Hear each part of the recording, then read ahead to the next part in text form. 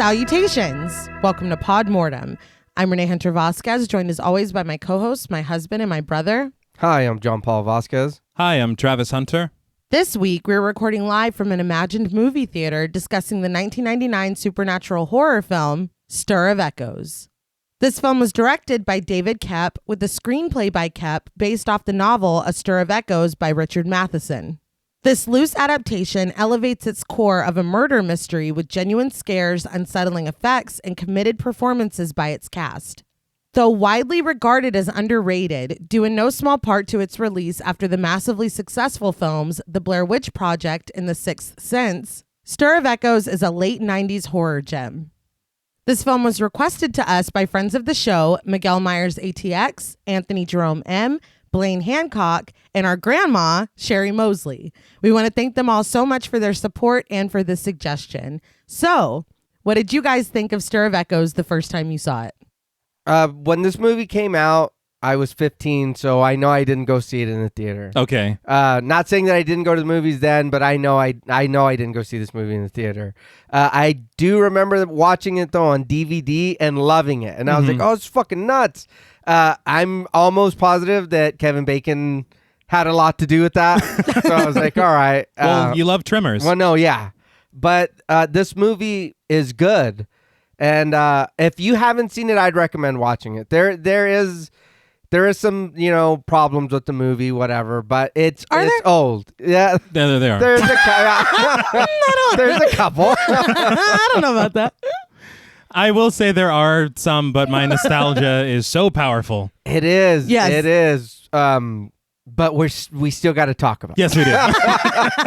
At the very least, we'll point them out. Yes. And then quickly bury them in a basement. Yeah. Maybe. Yeah, something like that. No, we watched the hell out of this as kids. All the time. I was thinking about this when I was watching it again for the show. I was probably like 8 years old the first time we watched it. Should not have been watching this. No. Yeah. At all, because the more things went on, the more stuff I was like, holy shit. Like, Yeah.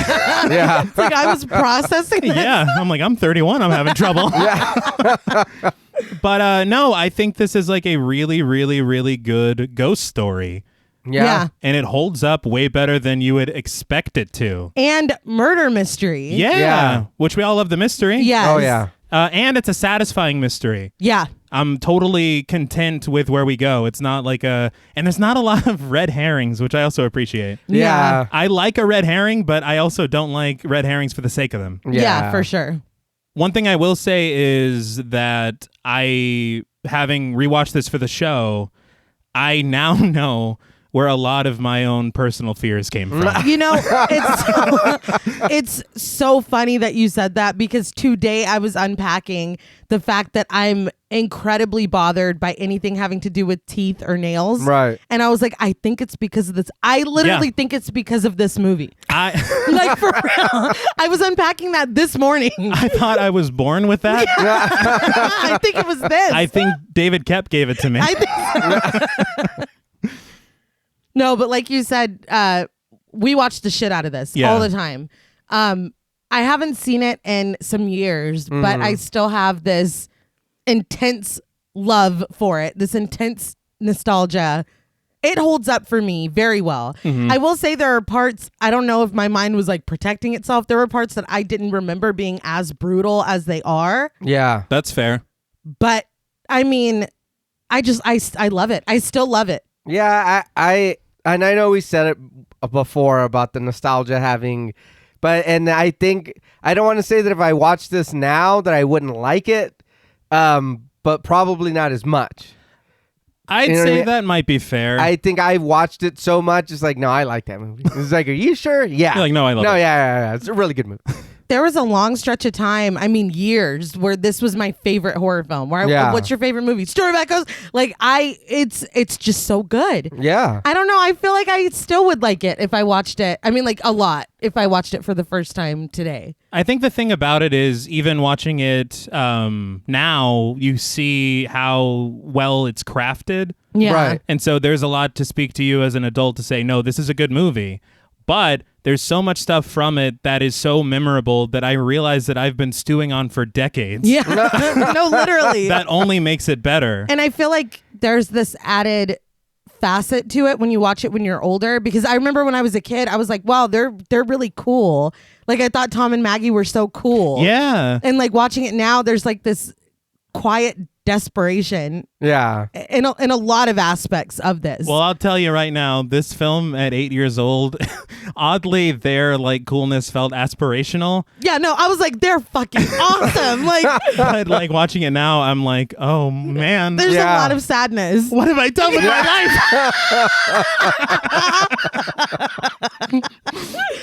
I did, for very quickly, if you'll indulge me, I did want to spotlight David Koepp for a minute because holy fucking shit. I'm writing out for the script, setting this up, like who wrote it, who directed Right. it, and I'm like, I know I've typed that name. Like I know that he did something that we have watched and that we've covered. So I go to this man's IMDb and get my fucking tits blown off. Okay. We'll say he's something of like an indie darling. He does these like very, tiny, these tiny, nothing films. Right. No, he did the screenplay, and this is just a few Right. for fucking Jurassic Park, Oh, wow. Mission Impossible. Yeah. I know, but that's still huge. No, yeah. The first Toby Spider-Man, Okay. All right. Secret Window. All right. And he fucking wrote Death Becomes Her. Yeah, that's the one. I was like, what? Like my jaw was on the floor. Yeah. I don't understand why he's not a household name. I love that we're the people that are like, yeah, Jurassic Park, that's good. Death Becomes Her. But I mean, To me, Jurassic good Park movie, is a yeah. 10 too. No, though. absolutely. I mean, that's fucking impressive. Yeah. I think my thing about him that confuses me as far as not being a household name, Right. You got someone that's worked with Sam Raimi, Yes. Steven Spielberg, Steven Soderbergh, Steven Spielberg. Did I ever say that? I meant Brian De Palma. And Steven Spielberg And, again. and then he also worked with Steven Spielberg. Spielberg Steven. Yes, comma. Stevie Yeah. Spielberg. I meant, what the fuck did I just say? A lot of Brian De Palma. Yes, a lot of very So incredible what people. happened? What? I'm not sure. I feel like one thing that I have noticed with a lot of their films is that it's kind of the auteur perspective. That's a Spielberg film. Right. all That's a all Brian De right. Palma film. That's a Spielberg film. You know? And another one. Yeah. film. And so a lot of times you don't really hear about the writer. Right. And for me, I feel like he's one. I read online he's like the 8th highest grossing screenwriter of all Come time. on, man. Damn. Yeah. Like, so how are we not talking about Yeah. Yeah. No shit. David Koepp? The fact that I was just like, that's a familiar name. And that's what Yeah. it is. Yeah. And what's interesting to me is this is only his second feature, Stir of Echoes. Yeah. Oh wow. All right. There's a confidence to it. Oh, yeah. He did But I'm have sure a lot of guidance. I was going to say, All I'm right. sure you get that from working with these giants. For you sure. know? Just one more thing before we move on, because I read this and I was pretty upset about it.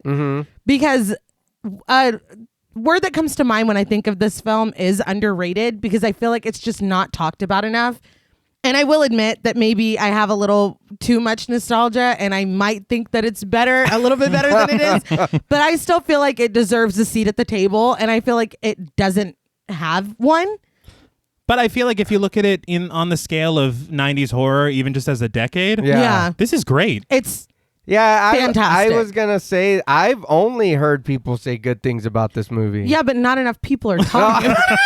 Not enough people are saying good things. All right. All right. But I think the reason for that, and I'm like I came to it myself. Yeah. I've been looking at a lot of box office receipts. No, when it came out. right. Okay. Because okay. I read an interview and David Koepp had said that the script for The Sixth Sense fell in their hands. All right. And that was coming out in August of 1999.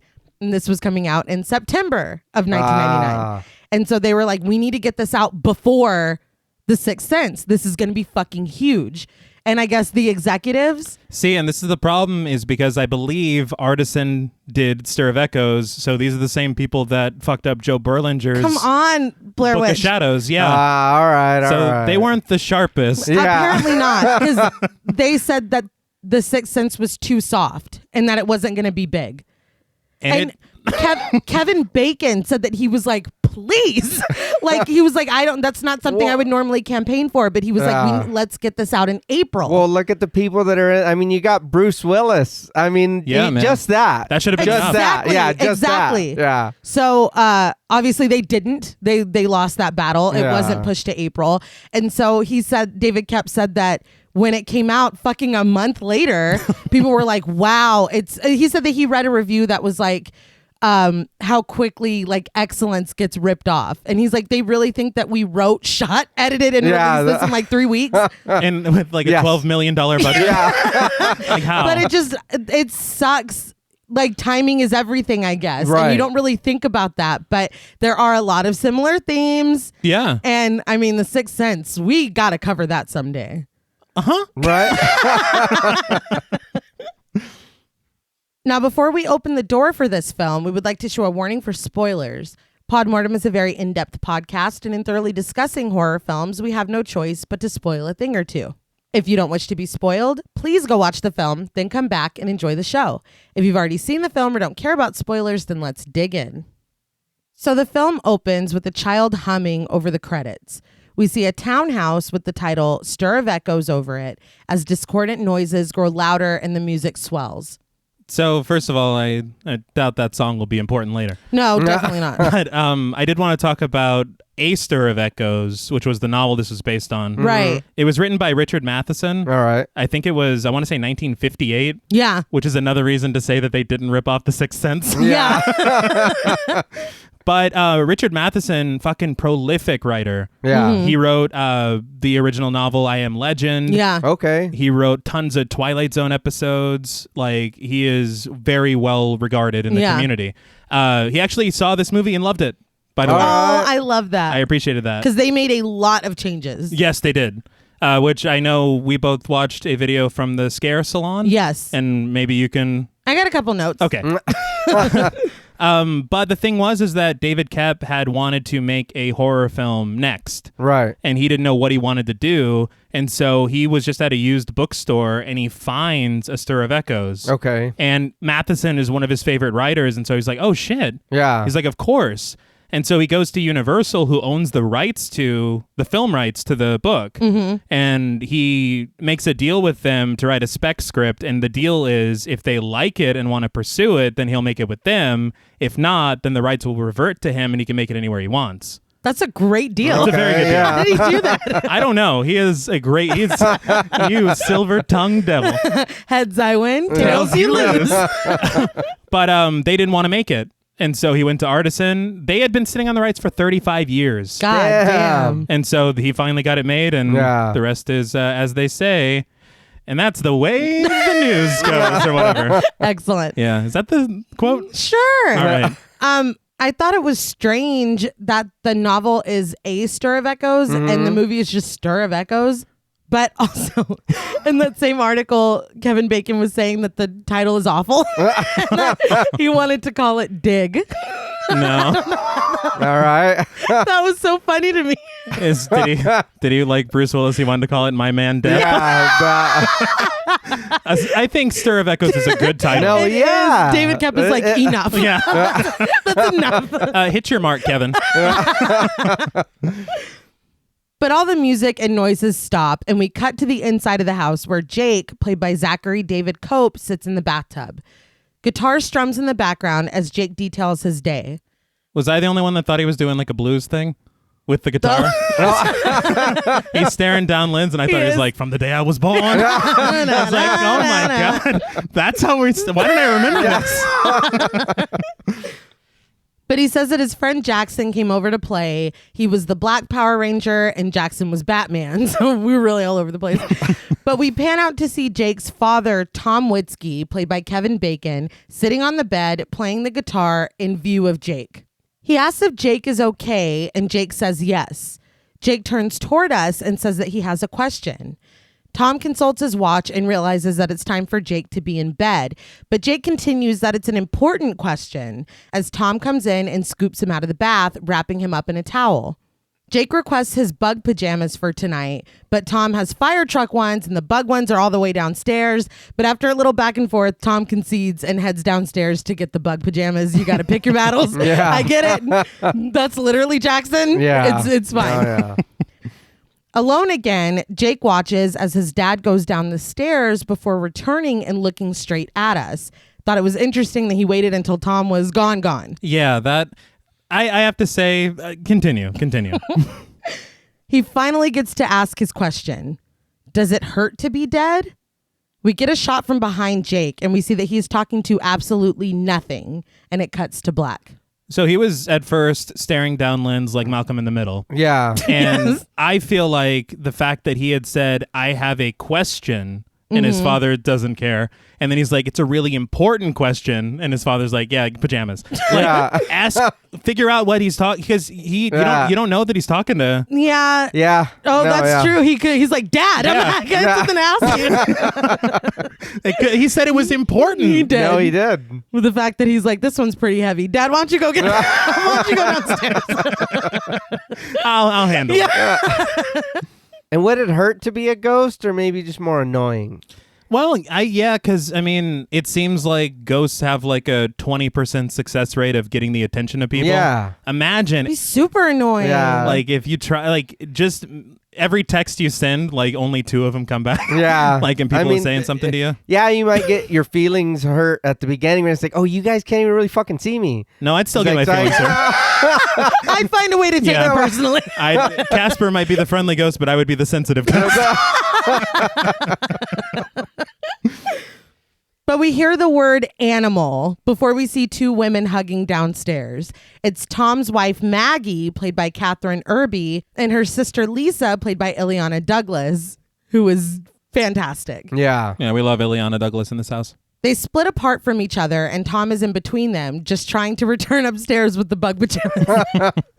He asks what he did to be called an animal, because that's what Lisa just said. And Lisa asks Maggie if she can tell him. Despite Maggie saying no, Lisa breaks the news to Tom that Maggie is pregnant, telling him that his beer-addled sperm still works. Tom closes his eyes, letting the news hit him as the sisters argue. Lisa says that Maggie was so afraid to tell Tom that the baby would have been born before he even noticed. Tom finally logs back into the conversation to tell Maggie that she's not pregnant.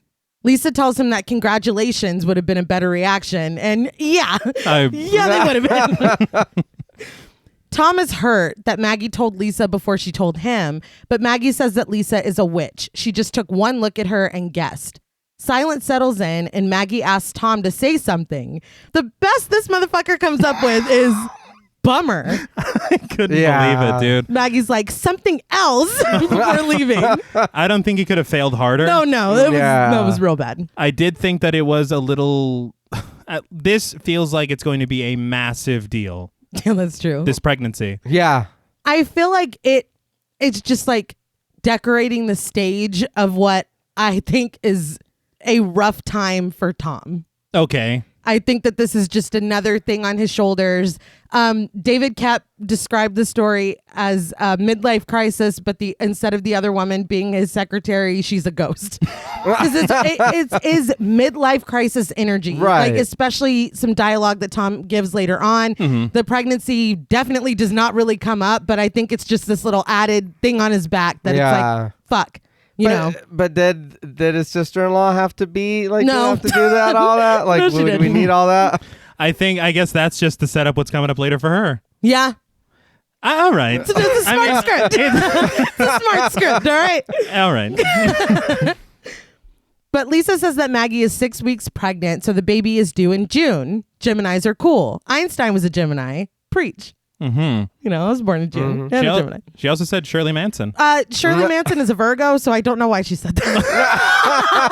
I have that in Really? here. Yeah, I looked it up. But anyway, Tom hands the pajamas over to Lisa and tells her to help Jake, but she continues that if the baby's late, she'll be a Cancer. Before she gets into the details of cancers, Tom tells her that if she starts with her Dionne Warwick shit, he's throwing her out the window. It's so funny to me how commonplace astrology talk is now. And the fact in 1999, she's like, she could be a Cancer. Oh my God, you're fucking crazy or whatever. That's enough out of you. And she's a witch because she knows the months that correspond. He tells her again to just go help Jake with his pajamas, and she leaves saying, love you too, Tom. Tom joins Maggie in the kitchen, and he's like, this is great. He's doing damage control. No, you already blew it, dude. He says it's about time they had another kid. He was going to bring it up himself one of these days. Maggie is incredulous, but Tom says that she just needs to take time off of work this time. She says that she can't afford it, but Tom tells her that he'll just start working overtime again. Maggie hates this idea. When he works long hours, he comes home in a trance and he's completely useless. But he assures her that he'll be fine. He just needs to tell the band to get someone else to fill in for him. She remembers his plans and is like, oh, no wonder you're pissed off. But he says that he's not. He's a grown man and he doesn't need to be screwing around with some band anyway. It felt very like, I don't know, it almost felt like a guilt trip in a weird way. 100%. He's like, everything's fine. My dreams are dead. I'll just give up the most important thing in my life. It's no big deal. Well, I mean, I get it, but damn, the man can't have a life either then, or what? No, he can. So fuck his dreams and what he wants to do, huh? Of course not. Kevin Bacon, no, man. I got you, man. Don't...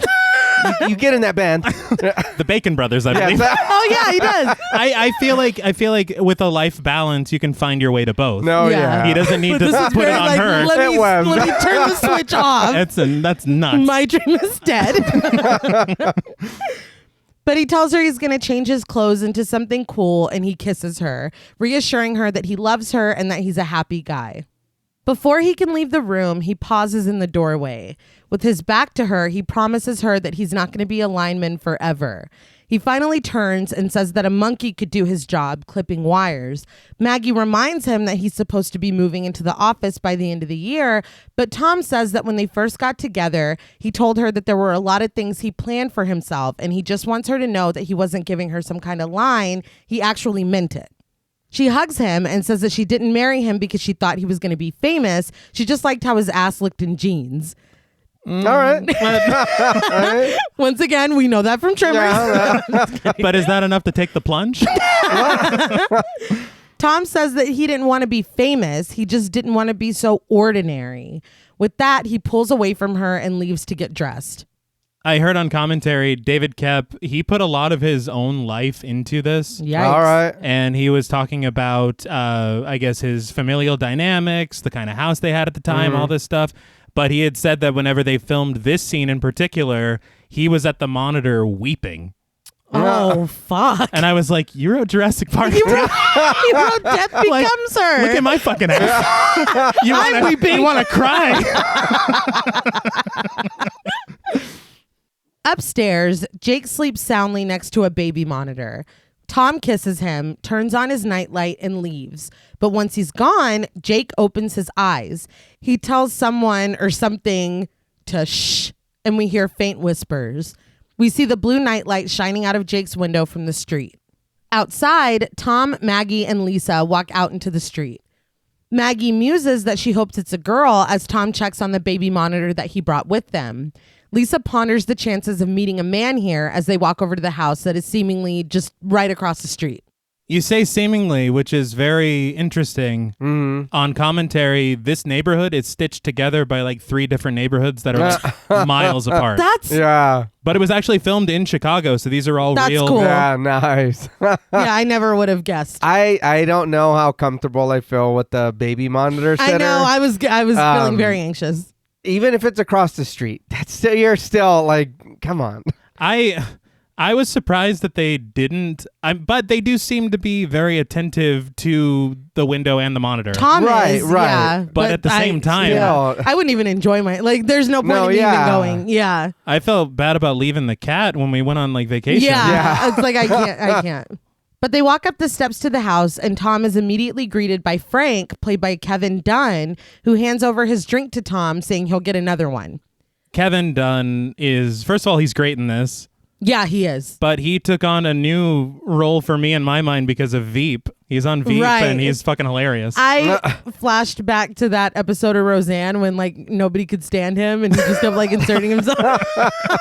That's right. He was Dan's boss, but whatever. Hey, also, maybe he's the same character because this is Illinois. It is. Yeah, It's canon now. He's Sam's Witwicky's dad on Transformers. No shit. Yeah.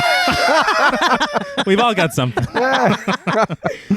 But as Tom follows Frank, he stops to say hello to Harry, played by Connor O'Farrell. Harry asks if Tom is taking care of the place, and Tom jokingly tells him no, they're drilling holes in all the floors. Interesting.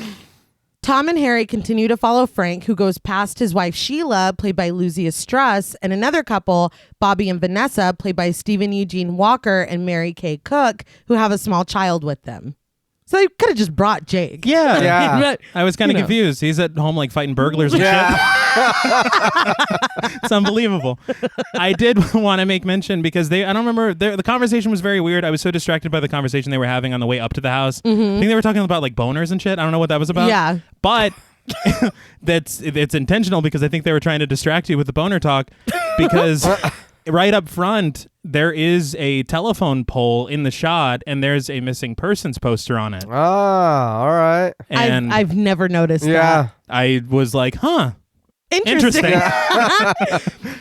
Speaking of, you were talking about him fighting burglars or whatever, but Zachary David Koepp, the little boy that played him, I watched this behind the scenes thing of him being interviewed and stuff. He was so adorable, but Kevin Bacon was saying, he was like, no matter how small a role is, if it's a guy in one scene who runs a deli and you ask him what the movie's about, he's going to say, well, it's about this guy that owns a deli. And so they asked the little boy, Zachary David Koepp, what Stir of Echoes about. And he's like, well, it's about this little boy named Jake. It was so fucking cute. That's great. Because they just spliced that right after and it was adorable. But as Frank gets himself a drink, Harry asks Tom how he's liking the neighborhood. Tom says he grew up in Bridgeport, so it's not like it's a foreign country. And Frank is like, goddamn right, it's not a foreign country. I didn't like that. No. I didn't like that. But he continues that this is the greatest neighborhood in Chicago because they all look out for each other. And that's saying a lot because they're approaching the year 2000. Watch out. Because the machines are going Yeah. Oh, yeah. to take over. We're fucked. I was gonna say, did you guys notice the train in the background? But it kind of takes over the sound mix as well. But I thought it was really awesome because it's like something really great about filming on location. You get that immersion. Like this feels like a neighborhood. Yeah. 100%. And I just love that it just whenever they're talking about where we look out for each other, you're like, man, I believe their relationships. Oh, Yeah. I believe all of it. But Lenny, played by Larry Newman Jr., interrupts, asking if they heard about the guys selling drugs at the park, but Frank just demands to know who invited him. He calls Bobby over, who explains that Vanessa made him invite everybody. Frank walks away, continuing to talk shit, but Lenny calls after him to not come crying to him when he wakes up dead with his throat cut. I was like, all right, Lenny. I was waiting, that like thing that guys do where it's like, oh, who let this dude in here or whatever. Yeah. I thought that's what it was, but I was like, oh no, they really don't. They really don't like who let this guy in Coming here? over It's with like, this bullshit. Yeah, Get no, out of here. you guys don't like Lenny. I was like, okay. Seriously, who let him in? Inside, Lisa surveys the men, rattling off the guys that she's not attracted to or downright frightened by. Sheila catches Frank eating chips and fucking staring at a woman in his strapless top. Like his Dude. life depends on it. What the fuck? A drunk couple leaves, the woman stumbling down the stairs as Tom sits on the porch. Jake's blue window is behind him and he has the baby monitor sitting next to him. He watches through the window as a woman squeals and hugs Maggie.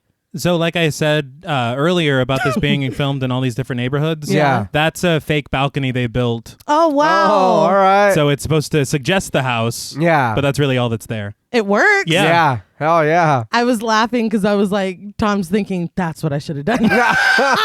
Shouldn't have said bummer. It's like, damn it. Really fucked up. But later, the party has dwindled to Tom, Maggie, Lisa, Frank, Sheila, Bobby, and Vanessa. Lisa Frank. Anyway, they sit in the living room, Lisa telling them about people literally being operated on while under hypnosis. Vanessa is incredulous, saying that people don't really get hypnotized, they just play along. Lisa asks her to explain how these people can have a scalpel stuck in their throat without bleeding or making a sound. Everyone laughs at her, and Frank yells that it's bullshit. Lisa says that she saw a guy in her class get a 2-inch needle stuck into his arm by their instructor while he was under hypnosis. Nobody believes her, but Maggie sticks up for Lisa, saying that she did see a picture of it and it left a mark. I was reading the script for this because they changed a lot. I didn't get to finish it, but all of this with Lisa, it's really, originally, she was Maggie's brother. I think his name was Philip. And it wasn't he was studying hypnosis because he was a psych major. And so I was looking at it in a scientific way, because I guess it is 1958 or whatever. Right. Looking at it in a scientific way instead of the way that Lisa's looking at it. Yeah. And it was his arm that Maggie was like, it left a mark. Like, I saw it. They stuck it through. He got hypnotized and they stuck the needle through his arm. Which I feel like lends a little bit more realism to it. So, well, because now she's making it sound like an urban legend. Yeah. Well, she's like, I seen it. Like, I just feel like it would have been more impactful if it did happen to her, or but like she rolls up her sleeve. Yeah. Okay. Yeah, I could see that. Because here Maggie's like, I saw a picture of it. It's like, okay. And it's 99. Did you like do it? Whatever. It was a Polaroid. Yeah. It was grainy. Tom says that he doesn't understand how Lisa, who has spent most of her adult life in college, can believe such superstitious crap. Lisa rebuts that it isn't superstitious. She's practically a licensed hypnotherapist. Tom points out that practically licensed means that she doesn't have a license. Yeah. Lisa tells him that just because he's lived his whole life in the same 6 blocks doesn't mean that there's not a whole world out there, which is pretty rude. Yeah. I feel like it was a tit for tat situation. I guess. He was like, how does someone who spends so much time in school is so fucking stupid? Basically. Yeah, but his was a little playful and like. Well, okay. All right. The mood that he's in. And she's just like, you've amounted to nothing. So what do you know? And he was already like, I'm ordinary. Yeah. It just got a little deeper. That That's all true. I'm saying. A solitary tear. Yes. Well, Tom's smug smile drops from his face, and that line does seem to bother him. But we zoom in on him as she tells him that there are doorways he hasn't opened and things he wouldn't even understand.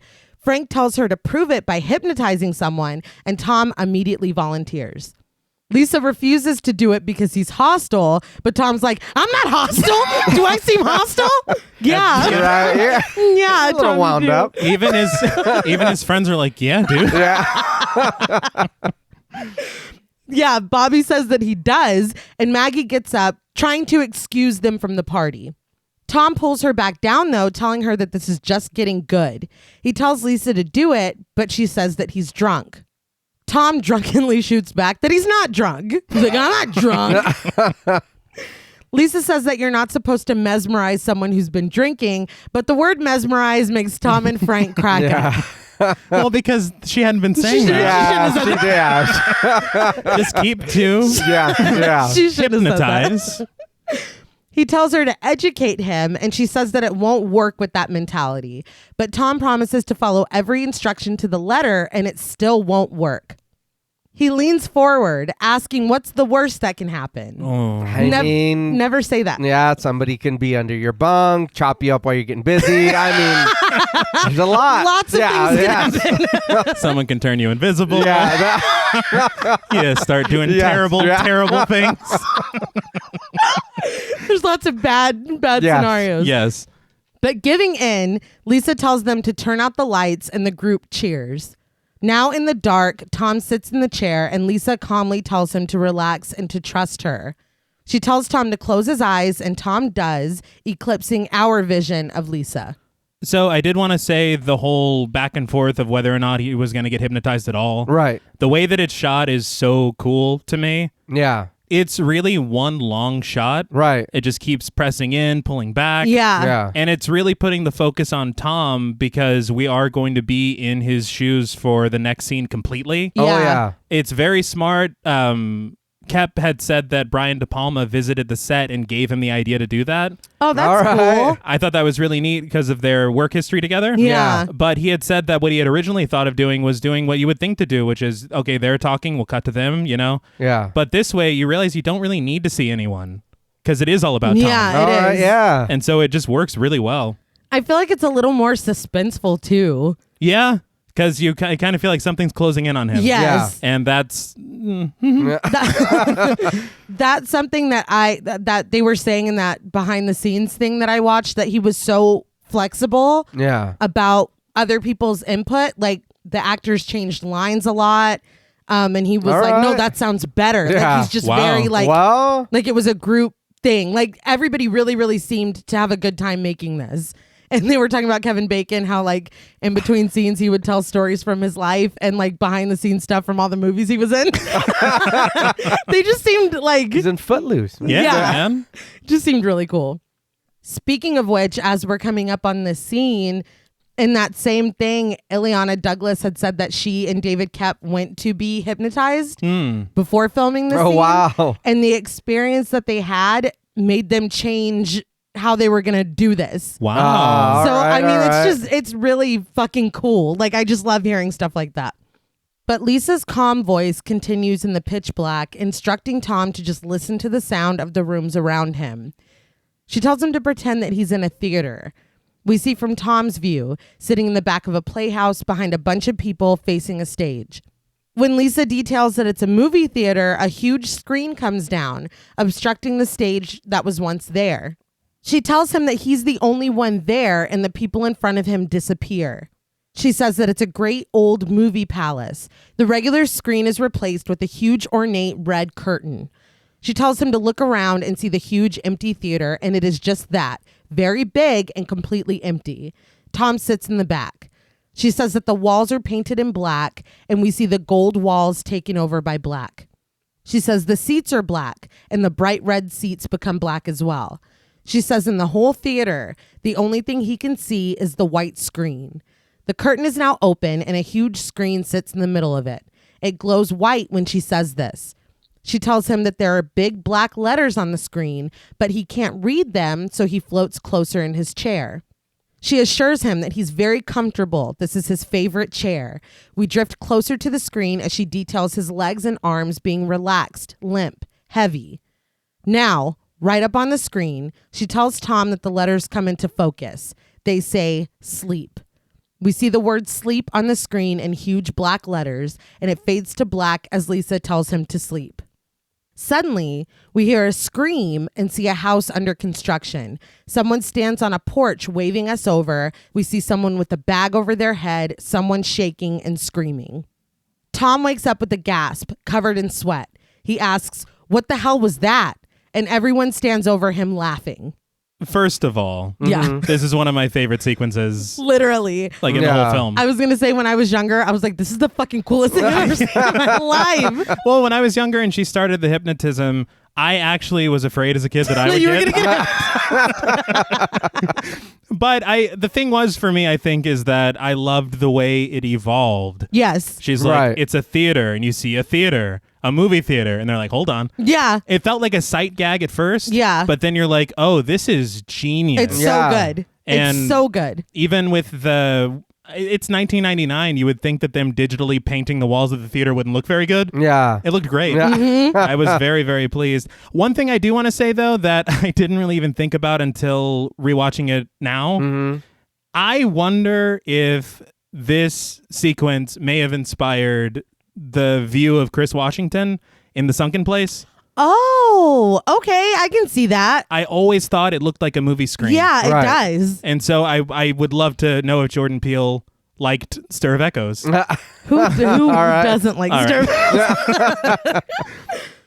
But Maggie asks if Tom is okay. Vanessa says that he has to be faking it, and Frank calls it the weirdest thing he's ever seen in his life. Lisa congratulates him for being one of the lucky 8% that are highly hypnotizable. Tears on his face, Tom asks what the hell Lisa did to him before getting up and making something to drink.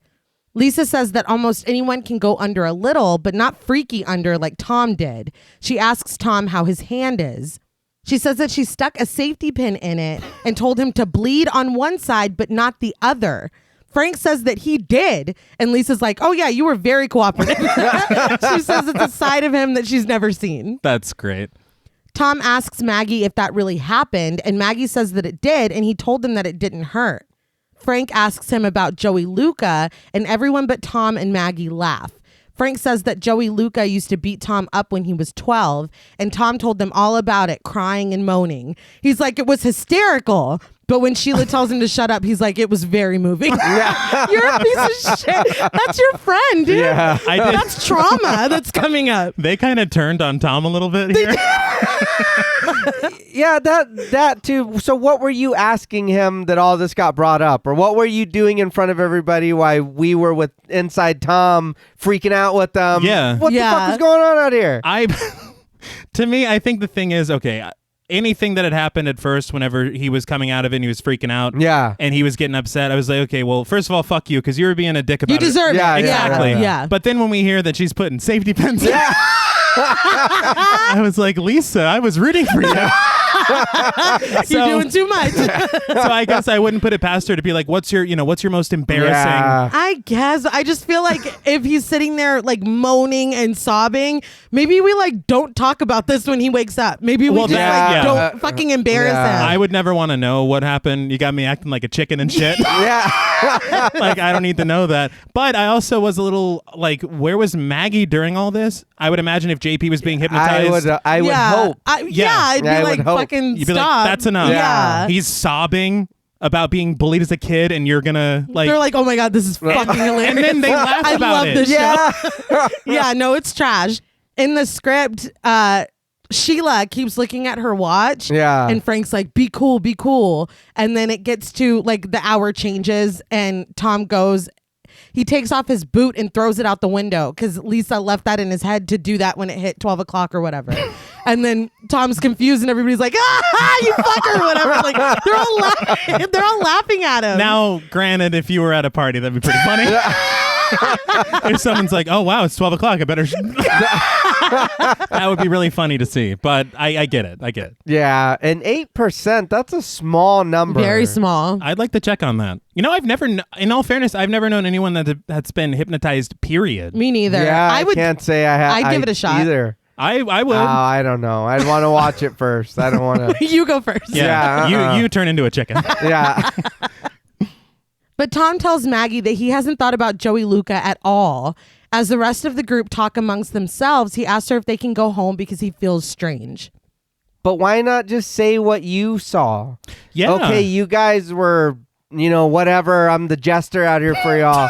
I saw some shit. Yeah. I was like, hold on real quick. He's like, when y'all were making me dance, I was seeing some ghosts or something. I think I saw a murder. Yeah. Seriously. Yeah. Why not say that? I don't know, but he's like, let's go home. Yeah, I got a headache. Like, what? But that night in bed, Maggie sleeps and Tom tosses and turns restlessly. He looks at the clock, which reads 1:11 a.m. before falling asleep. In his dream, Lisa whispers at him to close his eyes before sticking a safety pin into a flame. Tom sits in a chair in that huge empty theater that floats in midair toward the screen. The safety pin forces its way through the webbing between his index finger and thumb as we continue to see him drifting toward the screen that says sleep.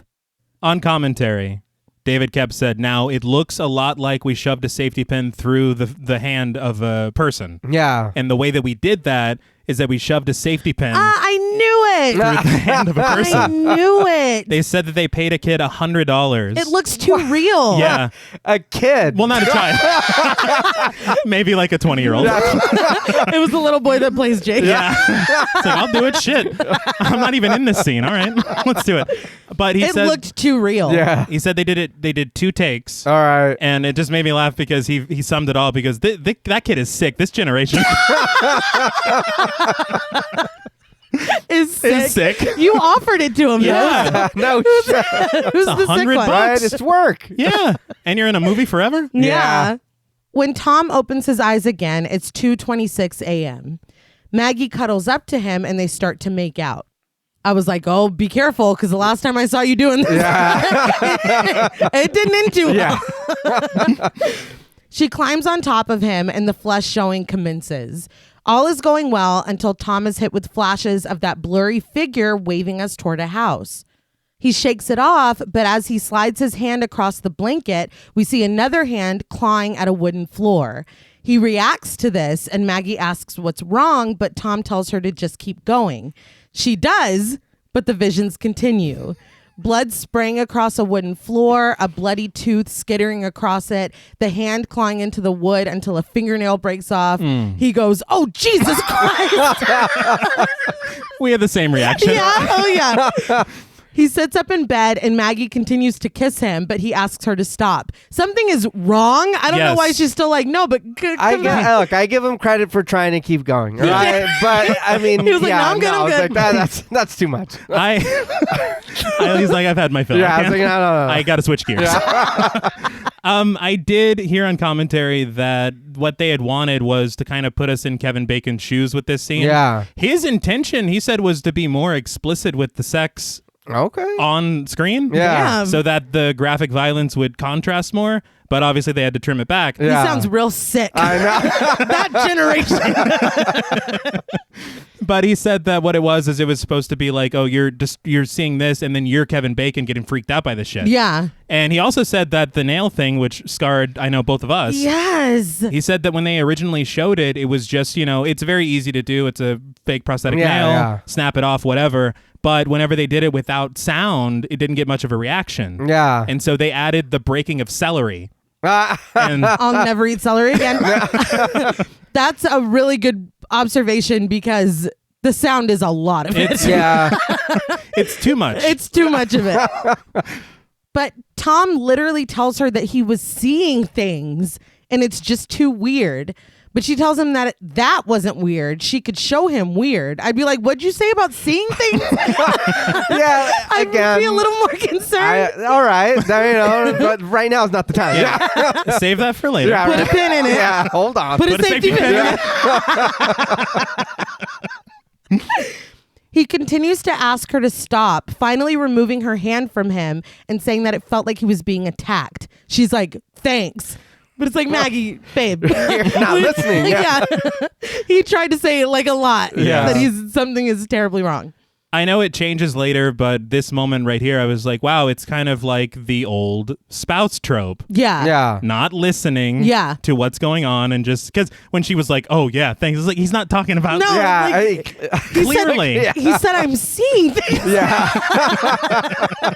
It felt like I was being attacked. But anyway.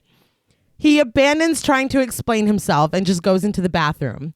He takes a pill with a glass of water, but when he sets the glass back down, he notices blood swirling in the water. He looks back in the mirror, startled to see blood running out of his mouth. He opens his mouth to traumatize me personally to find one of his front teeth dark and bloody. He pulls on it until it finally comes out of his mouth.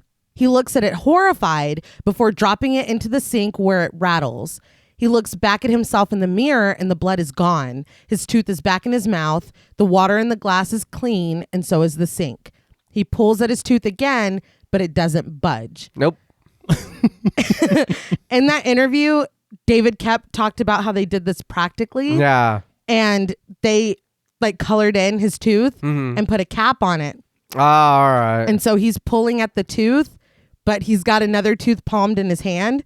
So when he pulls that tooth out, he drops the palm tooth in the sink. The camera looks down at the sink. Somebody runs over, cleans up his face. The camera pans back up and he's fine again. Yeah. I was like, that is so fucking cool.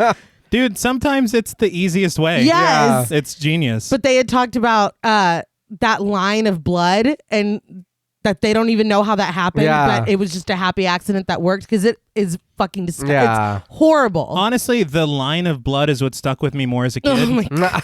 And the fact that it was an accident is just unbelievable. Yeah, it's so effective. I'm like reliving it and struggling. And honestly, when he comes back and his teeth are fine, I would never pull on my tooth. No. We don't need to test it. We've been given a second chance. We're on a liquid diet.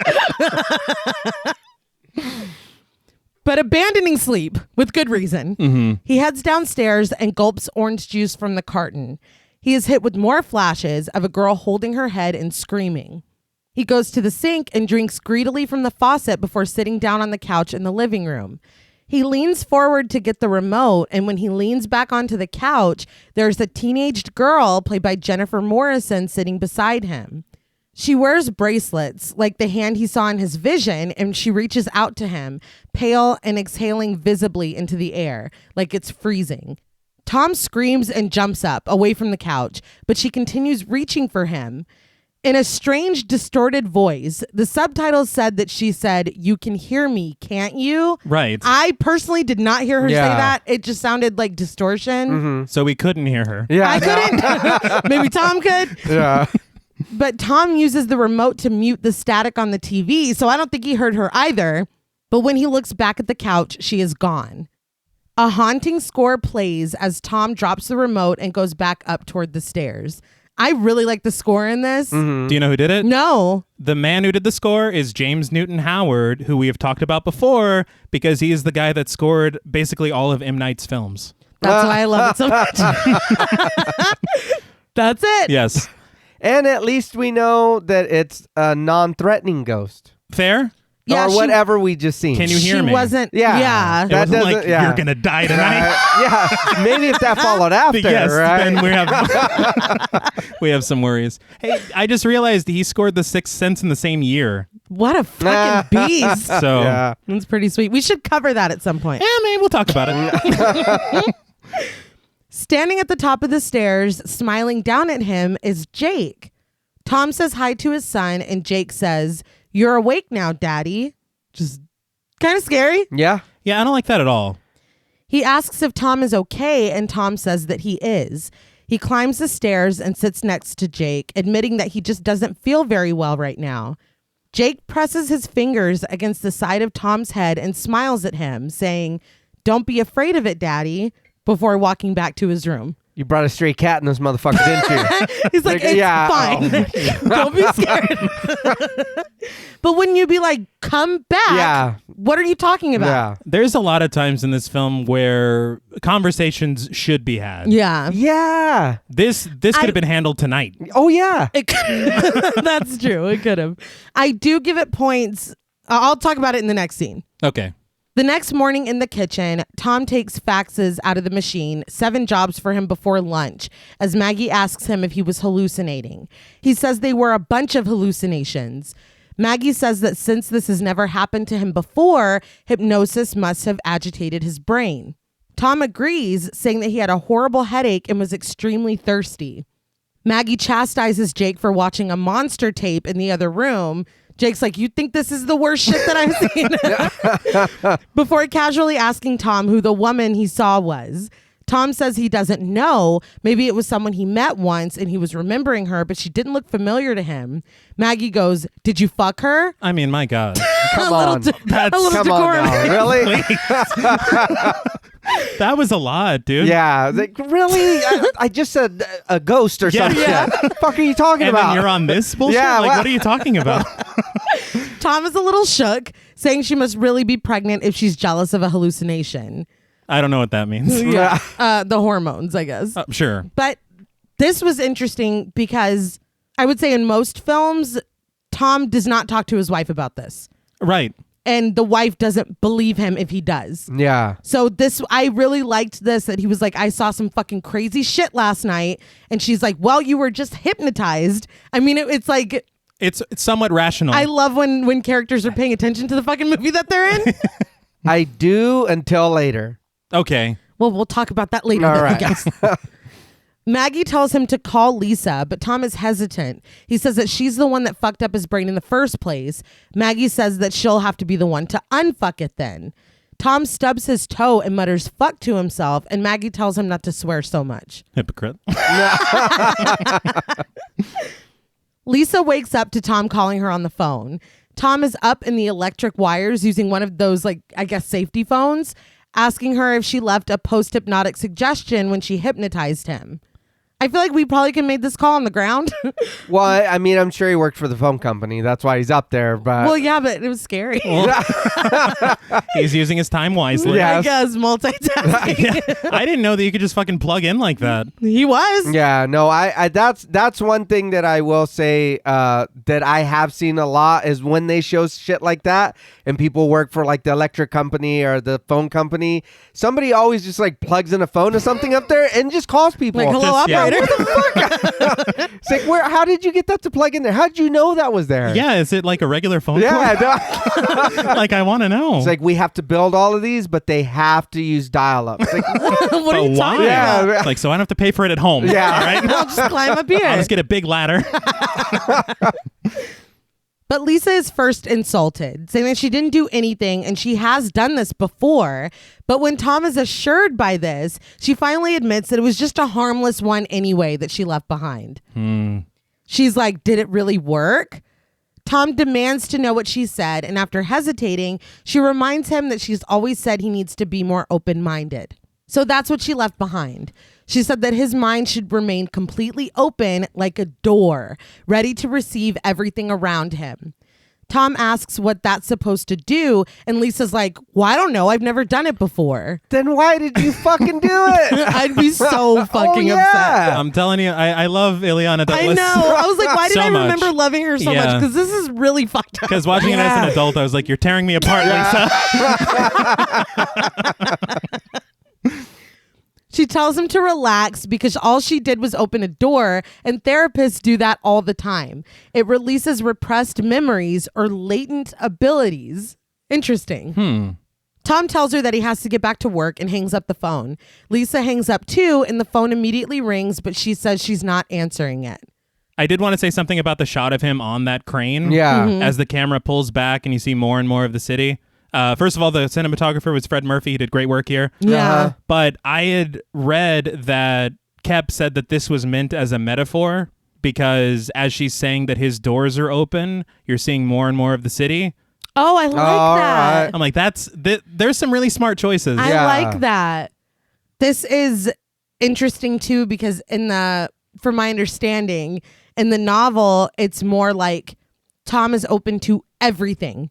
He's feeling intentions from his neighbors. He's feeling like he cannot function because it's shit coming in constantly from everyone. God damn. In the movie, it's like more like just this one thing. Yeah. Just go. Yeah. But from everything that I read, including that Scare Salon video, the movie is just more focused altogether. Right. The book kind of seems not like all over the place in a bad way, but just like everybody's got their own Yeah. shit, and Tom is getting all of it. That might have been too much. Yeah, I think it works better as a more focused thing. Yeah. Because I understand from that video that the novel was more kind of about like suburban facades. Yeah, well, because Alright. it's the 50s, Okay. and so it's kind of like how we look, and it was like a upper middle class family, not a working class family. Right. And so it's like, oh, these neighbors that you like get together with and have dinner parties with, like, what are they really like underneath? That Oh, was, I okay, think, okay. more. There is a murder mystery, Yeah. completely different though. So I'll touch on that later too. But right. it's just, I really like that he kind of took the core of that and did something different with it, because I really appreciate Right. this film a lot. But back to Lisa's phone. It's Maggie on the other end asking if Lisa can babysit for them on Friday night. Behind her, Jake sits at the table eating cereal. He looks directly at us again and says, I did. I told him. He goes, what's your name? Okay. So he wasn't impressed by the name. Whatever. I guess that's fine. We go back to Maggie, who explains that she's called everyone who could possibly watch Jake and no one is free. Jake chimes in and says, call Vanessa and ask her about Debbie. Maggie hangs up with Lisa's answering machine, excited to learn the name of the girl who babysits for Vanessa. She dials the number, asking Jake how he knew about Debbie. Pointing across from him at the empty chair, Jake says, Samantha told me. But Maggie's already on the phone with Vanessa and not listening. Yeah. Again, He's having full ass conversations Yes. at the table. Whether you're on the phone or not, you're gonna notice that. You're not. Who are you talking Who to? is Samantha? Yeah. What the fuck? Did your dad fuck her? It's like, Mom, please. You're doing a lot right now. And can we say how much would be solved if she would have just listened to that one sentence? Yeah. But instead, She's trying to go out, man. She's distracted. it's like, yeah, shut up, kid. Yes, Debbie, please. But on Friday night, Tom opens the door to let Debbie, played by Liza Weil, in. As he looks at her, everything goes red and there's a loud buzzing sound. Tom is taken aback and it's awkward for a moment until he finally introduces himself and lets her inside. So it's unfortunate because the way that he is taken off guard by this, it kind of makes him look like a creep. It does not look good at all. At all. I did hear on commentary because they originally had it as a sound instead of something visual. Yeah. But the audience didn't pick up on it because it's really hard to use that as a cue to say, when you hear this buzzing noise, that means he has a bad feeling. So they're like, we'll turn everything red.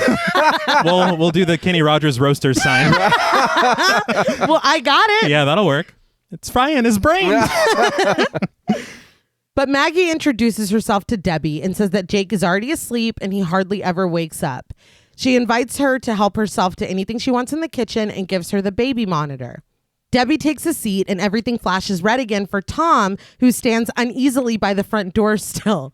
Debbie's looking at him like, what the fuck? In the bathroom, Tom tries to get his mind right and asks Maggie where she found out about Debbie. She says that Vanessa gave her Debbie's phone number and that it's fine because everyone uses her. Tom takes another pill and Maggie asks if he has another headache. Tom just dismisses this as too much caffeine. They head downstairs and Maggie tells Debbie bye, but Tom just fucking stares at her as she flashes red again on his way out the door. Come on, dude. And this is your fourth time seeing the red, so... Yeah. Calm down. The red. With Chevelle. That's what I was, Outside, Tom and Maggie walk in a group of people as Frank debates the politics of high school football with himself because Tom is not really listening. He's staring at the taillights of cars glowing red and he hears that buzzing sound again. Frank asks what Tom played in high school and Tom says mostly just piano. Frank apologizes to him, takes out a bottle of liquor and offers him some.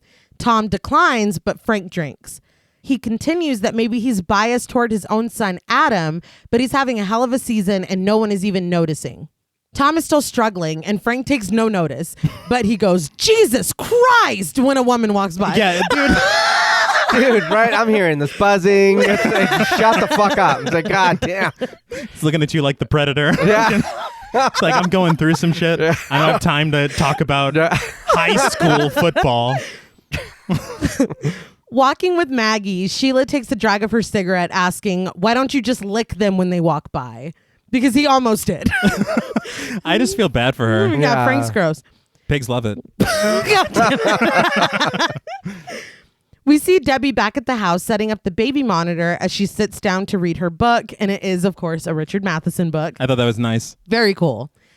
Sheila tells Maggie that Frank says the average guy has a hard-on 2.5 hours out of the day, but for him, it's 3.5. So you just added another hour? Yeah, very good. Yeah. Very good, Frank. Okay. Maggie laments that she has to picture this now. Frank tells Tom that one of these days, Sheila is going to take one of his guns and pop a cap in his ass. But Sheila is continuing to talk shit about him to Maggie, saying that Frank would stick it in a bowl of soup if it was still warm. Why are you married to him? Like, y'all, I feel like y'all hate each other. That's something too that I notice now, that like watching movies back then and then like watching them now, is like, man, I know some men can be trash. I get it, but so can everybody. Yeah. But the way that men are portrayed in these fucking movies. Well, Frank's disgusting. No. Yes. Yeah, he is. Yeah. But I'm like, God damn, that hurts. I'm like, man, what the fuck? Is that the way y'all thought we were supposed to act then? I was like, I don't. My thing about it is how blatant he is with it. Yeah, well, that's what, like that it's almost too much. Yeah. He literally said, Jesus Christ. That's the thing is when you're younger, it's like funny because it's like, oh, he's super horny, whatever. Yeah. But as you get older, you're like, dude, you are disrespecting your wife. Yeah. Like, it's like crazy. It changes your... And, I would have made the line better by saying for 2.5 hours, he doesn't have one. Yeah, that is better. Yeah. Call he's me like, David Koepp, all he's right. like, I have a whole extra hour. Me personally. It's like, that doesn't amount to much.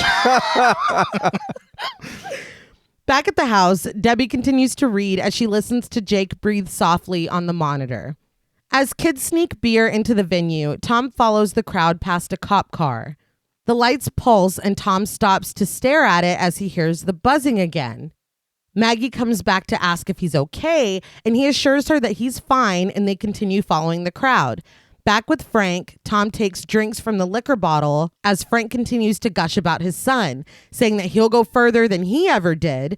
To prove this, he cites the, quote, quality of tail that his son is getting. He says that he passed him in that department when he was 14. And Tom looks how I feel when Frank is saying this because he looks fucking disgusting. Yeah. That's horrible. That's what I'm saying. Come on, man. Shut the fuck up. What are you talking about? Ahead, before people can get into the, I guess they're going to a football game. Yes. Before people can get inside, they're passed over with metal detectors. This holds up the line and Frank yells ahead like that's going to fucking do anything. I don't. This did make me think of Unbreakable though. Oh, which shit. is another of my Very fair point. Back at the house, Jake's breathing stops on the baby monitor.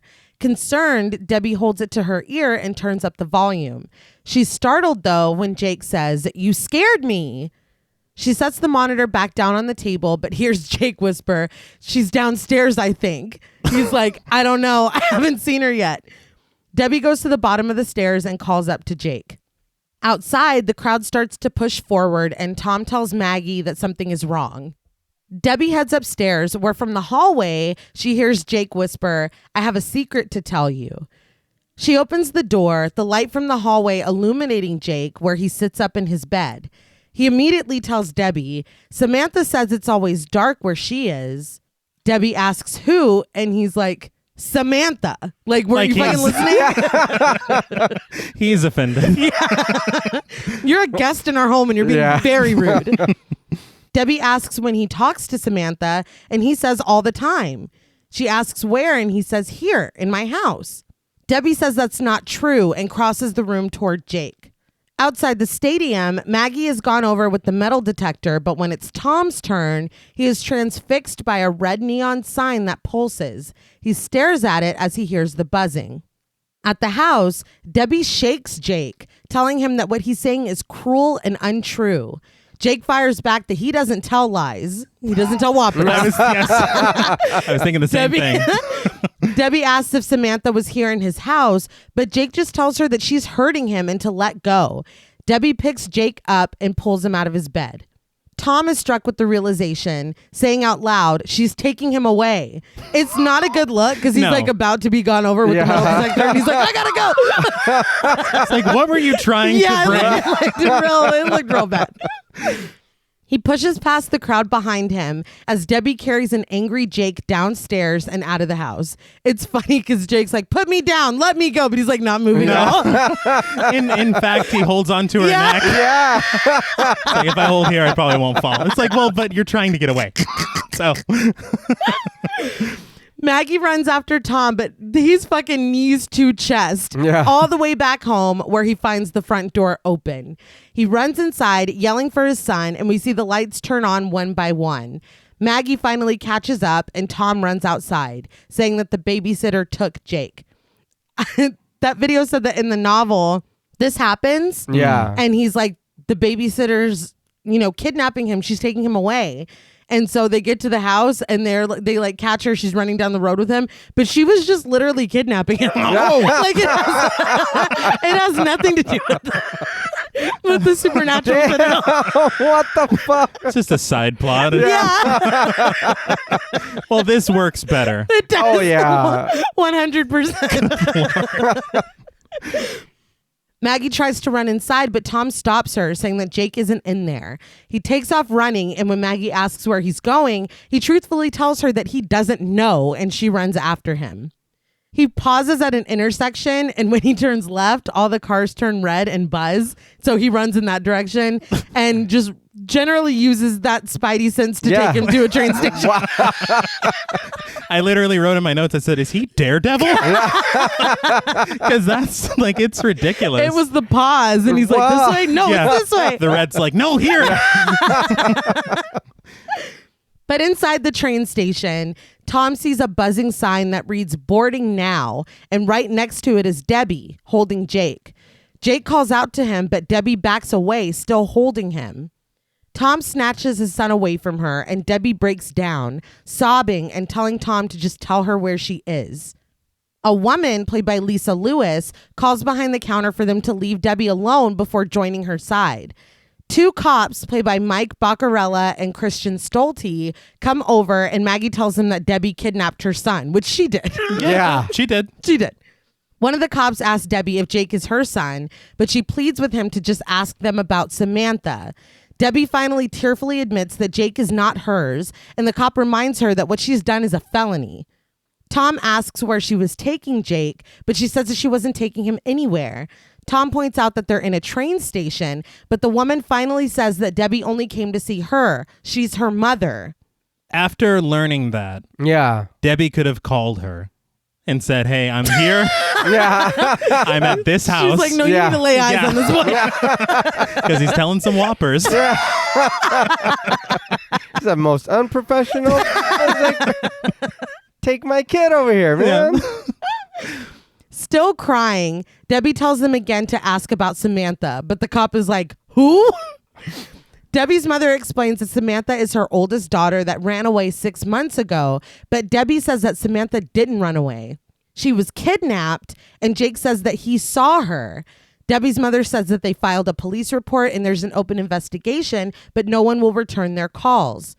Debbie takes out a picture of Samantha, saying again that Jake told her he sees her all the time at his house, which he did. Yeah. She thrusts the picture toward Tom and Maggie. The cop asks them to just take a look at it. Maggie looks down at the picture and says that she's never seen Samantha before in her life. But Tom looks down at it, and next to Debbie in a puffy orange coat is the girl that Tom saw on his couch. He's like, no, I've never seen her. Especially not psychically. Yeah, not at all. Debbie breaks down, saying that they're lying. The cops ask if they want to press charges, and Maggie says yes, but at the same time, Tom says no. Tom looks suspicious as fuck. Like, constantly. He's like, we don't need them poking around. Like, oh, hold on now. Like, what? What? We're going to need to talk a little more. Maggie is shocked by this, but Tom says for them to just go home and forget about it. Literally right around the corner, Tom tells Maggie that the girl in the picture was the girl that he saw. He asks Maggie why she thought of Debbie to babysit for them. When she realizes that it was Jake that brought her up, they both pause. Again, I appreciated him being like, that was the girl that I saw. Yes. And not being like, well, I'll figure it out myself. You know what I mean? Yeah. These next couple of moments actually help the film for me. Yeah. Because a lot of times it would be that of him just going out on his own. He goes to the library and goes through the microfiche. Yeah. But he's like telling her. This is missing a microfiche. Which, so that's your one complaint. It does hurt it a little bit. But I thought it was funny because they're talking right there, and the cop's like right behind him looking at him. He's right there. Yeah. That doesn't look suspicious. Not at all. Back at home, Maggie and Tom stand over Jake while he hums to himself and plays with his toys. Maggie asks if he remembers in the kitchen when he told her that Samantha told him about Debbie, but Jake ignores her and continues to play. Tom asks him to answer, but Jake doesn't. Maggie asks him if Samantha talks to him sometimes. When he doesn't answer, she starts to ask something else, but he interrupts her. He says, "Don't ask the boy any more questions." His voice morphs deeper and distorted as he finishes, talk to me. I was wondering if you were Yeah, going me too. I was wondering if I was going to do it too. But so then you did hear him having the conversation at breakfast. Yes, you did. Yeah. What the fuck? She was trying to go out, dude. Like, she was really focused. It's got her priorities. Come on, though. My thing is this little moment, it is very good for like just for the horror moment that it is. No, yeah. But in the grand scheme of things, it makes no fucking sense. Well, the only thing that I can think of to save it, because before we started recording off mic, I told both of y'all that while I won't defend this film to the death, I will defend it to the very injured. I've only got one thing that could possibly explain it. Right. But we'll get to it later. Oh, okay. It is funny though because Tom is like, "What did you say?" Yeah. And I swear to God, I thought he was going to say, "I said, talk to me." Aren't you hope he- listening? I was like, okay, this movie doesn't hold up like That I was thought. a point. But Tom does come down to him, asking what he said, but Jake doesn't seem to know what he's talking about. Tom keeps asking him to do the voice again, despite Maggie trying to get him to stop. He doesn't stop, and Maggie finally gets fed up, scooping Jake away and taking him downstairs. With Maggie attempting to get him to stop. Yeah. Did she not hear that? I think she's scared. Yeah. He's like, do it again, do it again. Come on, do it again. Do He's the like, voice. I'll give you Oreos. Whatever you want. You want bug pajamas? You're swimming in bug pajamas. Every color of the rainbow, whatever the fuck you want. But I think my thing is like, even if you're scared, Right. if one of your kids does something like that, you got to get to the bottom of it. Right. That's a bigger deal than, all right, we'll talk about it later. Yeah. No, that's the Maybe scariest we thing should that's all go ever to bed. happened. Yeah. With our door locked. But Tom follows them, saying he was just trying to talk to his son. Tom says, don't be afraid, and Maggie balks at this, but Tom says that that's what Jake told him. He follows Jake to the couch, telling him that this is where he saw Samantha. He describes her, asking if that's how Jake sees her. Maggie continues in the background, telling him to stop until he snaps at her, and she angrily leaves before coming right back. Tom continues asking Jake questions, if he only hears her or if he can see her. Maggie starts again, telling him that he's scaring Jake. She's like, Lisa, you're scaring your mother. Tom says that he keeps trying to figure out a way to make her come back. Jake continues to stare as Maggie and Tom talk at the same time. Tom claps in Jake's face, raising his voice and is like, hey, what's your problem? Like, it's too much. Yeah. It's too much, but Jake hasn't answered at all. Yeah. Well, this is a lot. Maggie tells him to knock it off. In a quiet voice, Jake tells Tom that he doesn't want to talk about this because it scares his mom. But you just did some scary shit a minute ago, Exactly. dude. Yeah, you did. See, You did. I think that's what I'm talking about. Like, he never had to do that deep voice thing, Yeah. but he did anyway. Yeah. Was that testing the waters to see if they were both cool He's with like, it? too far. I get it. I Yeah. won't do it again. Well, Daddy's open-minded. Yeah, well, we know that. Yeah, we can. I won't do it with mom around. Got it. Later in their bed, Maggie lays there awake with Jake sleeping next to her. Downstairs, Tom tries to repeat his actions the night that Samantha appeared to him, but it doesn't work. We cut to a block party where Stay Alive by Dishwalla plays. Lisa and Maggie walk together, and Lisa is just talking mad shit about Tom. Yeah. Pointing out sarcastically, she's like, yeah, nothing wrong with that guy, nothing at all. Maggie starts to cry and stops walking, so Lisa comes back and apologizes to her. Somewhere else at the party, Harry is talking about buying these properties and becoming a landlord after he got out of the military. Tom approaches him. The way that the camera goes to Tom was fucking hilarious to me. And it's like, hey, you guys know about Samantha Kozak? You don't start a conversation like that. He hasn't talked to them all day. Yeah. And then he's popping pills and like, It was, it's Yeah. a lot. It's it a lot. looks horrible. What are these pills, by the way? He was taking them when he had a headache, so I don't know. But he's eating them like candy Yeah. now. He's taking a lot of them. Yes. He asked about Samantha Kozak. Harry says the name sounds familiar, so Tom describes her. Dark hair, 16 or 17 years old. Harry is stumped, but he calls over his son Kurt, played by Steve Rifkin. He asks if Kurt knew the Kozak girl, and Kurt assumes that he means Debbie. But Lenny's fucking ass slides over, saying that Samantha ran away and calling her the R word. Normally, like, this comes up later. I omitted that completely, and then something happens, and I was like, no, I gotta acknowledge that he said that. It's gross. It becomes important. Yeah. But Harry remembers now and asks Tom, what about her? Tom pops some pills. Yeah. And is like, oh, I've just been thinking about her a lot. Yeah, what the fuck are you talking about? That's the worst thing he could have said. But he kind of cleans it up when he says that it's because Debbie babysat for them. Yeah. But the whole thing is really weird. It is. Yeah. But back with Lisa and Maggie, Maggie tells her that this is the first time they've left the house in a week. Tom hasn't even been going into work, and he's been sleeping like 12 hours a night. She said he's used up all his sick days and his pay is about to be docked. She also says that she can't get him to move more than 6 feet from the couch because that's where Samantha appeared to him. Lisa says that she's not surprised by the fact that there's another woman, but is given pause by the fact that she's dead. I don't like that. That's very cruel to say. Yeah, and it's kind of your fault. No, it's 100%. Oh, well, that is true. But she's like, yeah, no, I always figured he'd cheat on you. What the fuck? That's unbelievable. But Maggie looks surprised by this, and Lisa's like, we are talking about a ghost here, right?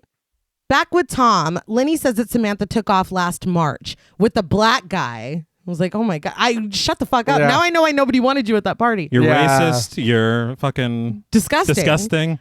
But Tom interrupts, asking if Samantha ever lived in his house, but Harry says no. He just bought it, and Tom's family is the first to live there. Maggie continues to confide in Lisa, saying it's like Tom and Jake have a secret club. They sit on the couch, whispering to each other, but get quiet the second she walks in the room. Well, you failed the vibe check, Maggie. I don't know what to tell you. That's your bad. Yeah. Lisa recommends Maggie find a young, handsome priest to guide her through this. That's a reference to The Exorcist. Well, yeah. Which I was like, all right, cool. She finally gets serious and said that she gives them a lot of shit, but her and Tom are the best couple. She tells Maggie that it's up to her now. All of this is happening for a reason, and she needs to find out what that reason is, which is solid advice. It is, but you were just saying that you assumed he was cheating. Yeah, and you did this. She did, once again. Yeah. It's like, you guys figure it out. Yeah. What the I don't want no part of this. Nope. I guess she could have offered to help. Yeah, maybe. She knows more about this than anyone. Yeah. Yes, thank you. She's like, fuck, you guys got a lot of work ahead of you. Don't envy that. But she says that Maggie won't be the first woman to have to hold an insane family together. Maggie insists that Tom isn't crazy, but Lisa says that he is, and he's finally getting interesting. Frank comes over to Tom and them with his son Adam, played by Shalon Williams. He goes on and on about Adam's football accomplishments, but Tom interrupts.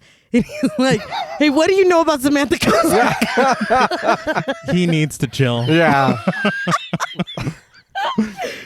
Harry reminds Frank, the girl that ran away, Lenny calls her the R word again, and surprisingly, Frank tells him not to use that word. When Lenny says it again, Frank goes over there like he's going to kick his ass. I was like, fuck him up, Frank. Yeah. I know. Frank is like, I have not liked Frank at all in this film. No, but this, I was like, okay, Frank. He's got a lot of sides. Yeah, I guess. He's a complicated cat. But this starts a fucking fight in the street. Yeah. And Sheila laments that it can't ever just be nice. Somebody's got to ruin it. In the next scene, Tom wakes up on the couch. He pulls one boot on, but has to go searching under the couch for the second one. He heads upstairs and finds a note from Maggie on the mirror that she took Jake to the park. He heads back downstairs to find Frank standing in his living room. He asks what he's doing here, and Frank solemnly says, "They were going to kill you, Tommy. You and Maggie both," before walking past him and out the front door. Tom follows him outside to find him sitting on the front step. He asks Frank why he would say something like that, and Frank says, "This is a decent neighborhood." Tom asks if he's okay and where Sheila is, but Frank doesn't seem to hear him. Tom's like, "I'm going to go see if Sheila's home." It's like someone needs to come get you. Literally. He walks down the street, passing a dog and a fence, a mail carrier delivering mail, and heads up the steps to Frank's house. He knocks on the door and Adam opens it and tells him to come inside. Tom goes in and asks if Sheila's home, but Adam interrupts him. He stands with his hand behind his back and asks Tom if he'd like to see what he's got. Tom's like, sure. It's like your dad's kind of fucking having a moment over there. Hey, we'll do show and tell later. Come get your pops. But Adam pulls a gun out from behind his back.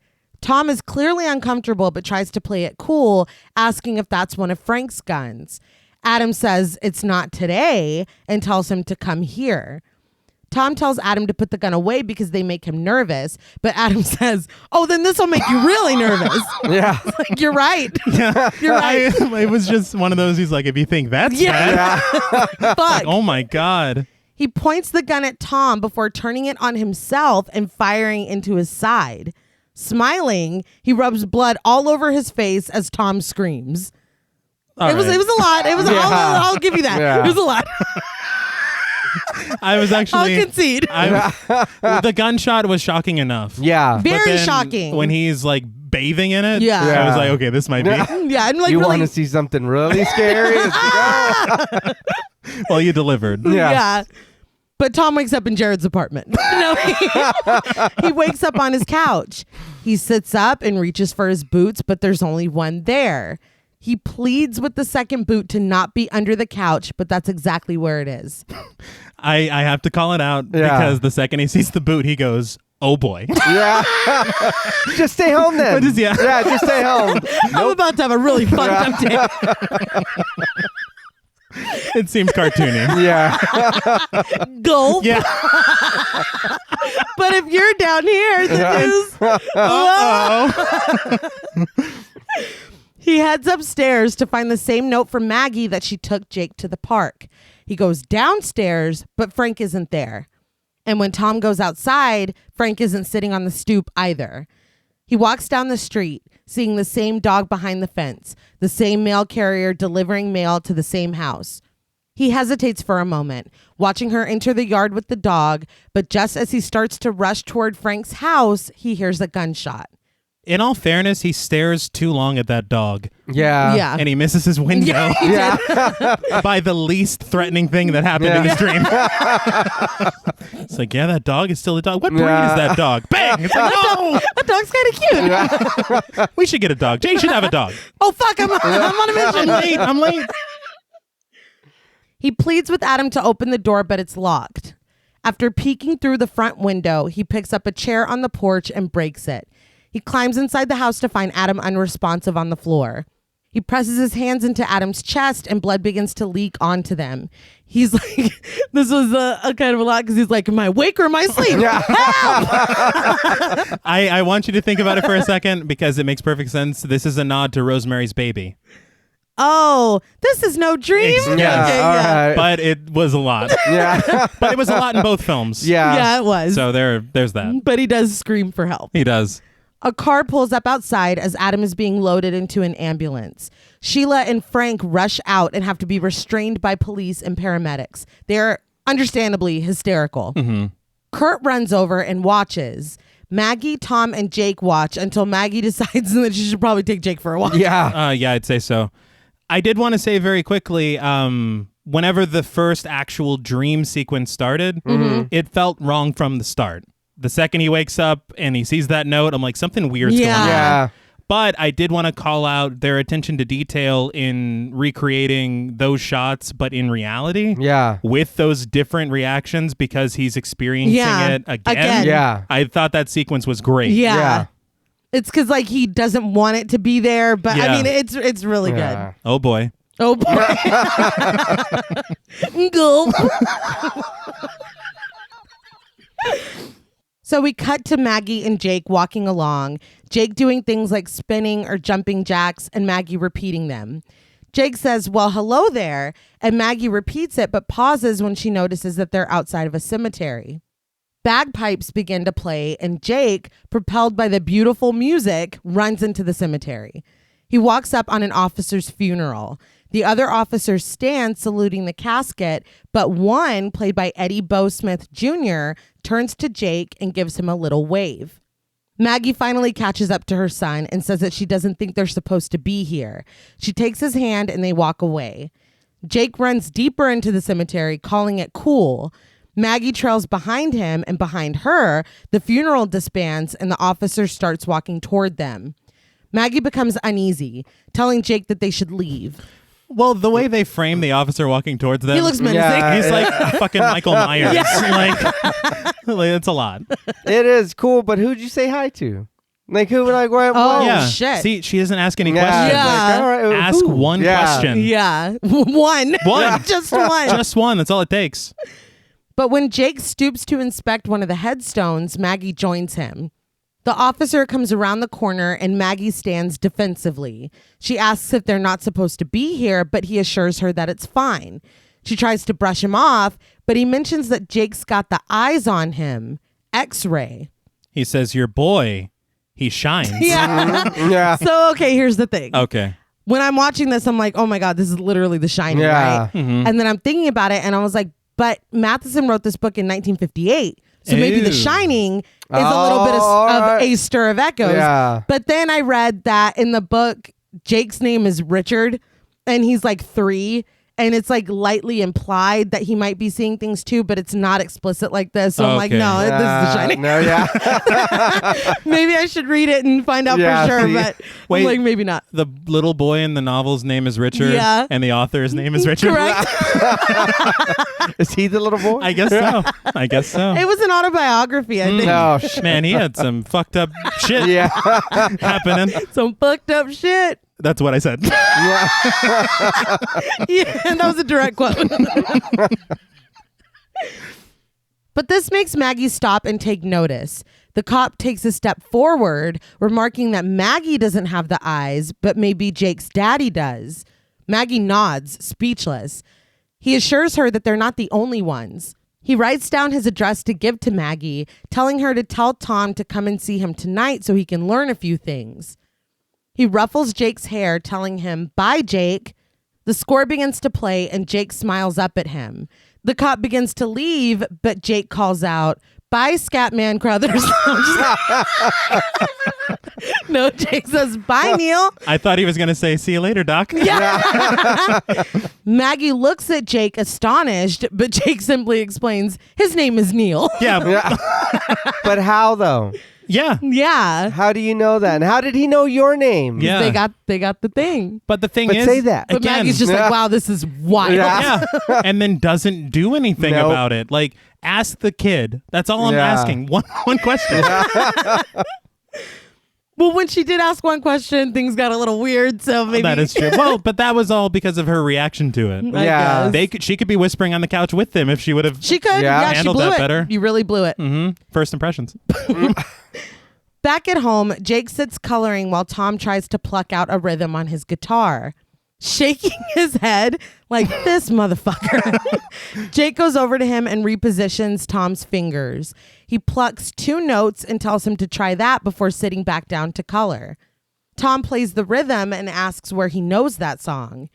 Maggie comes down and says that she'll be home right after the movie, but fucking no one acknowledges her. That was too much. Yeah. She repeats herself, but it's the same. Jake continues to draw and Tom continues to ponder over the song. She finally tells herself bye from both of them and starts to leave. She pauses, though, to take a knife to arm herself with before going out the door.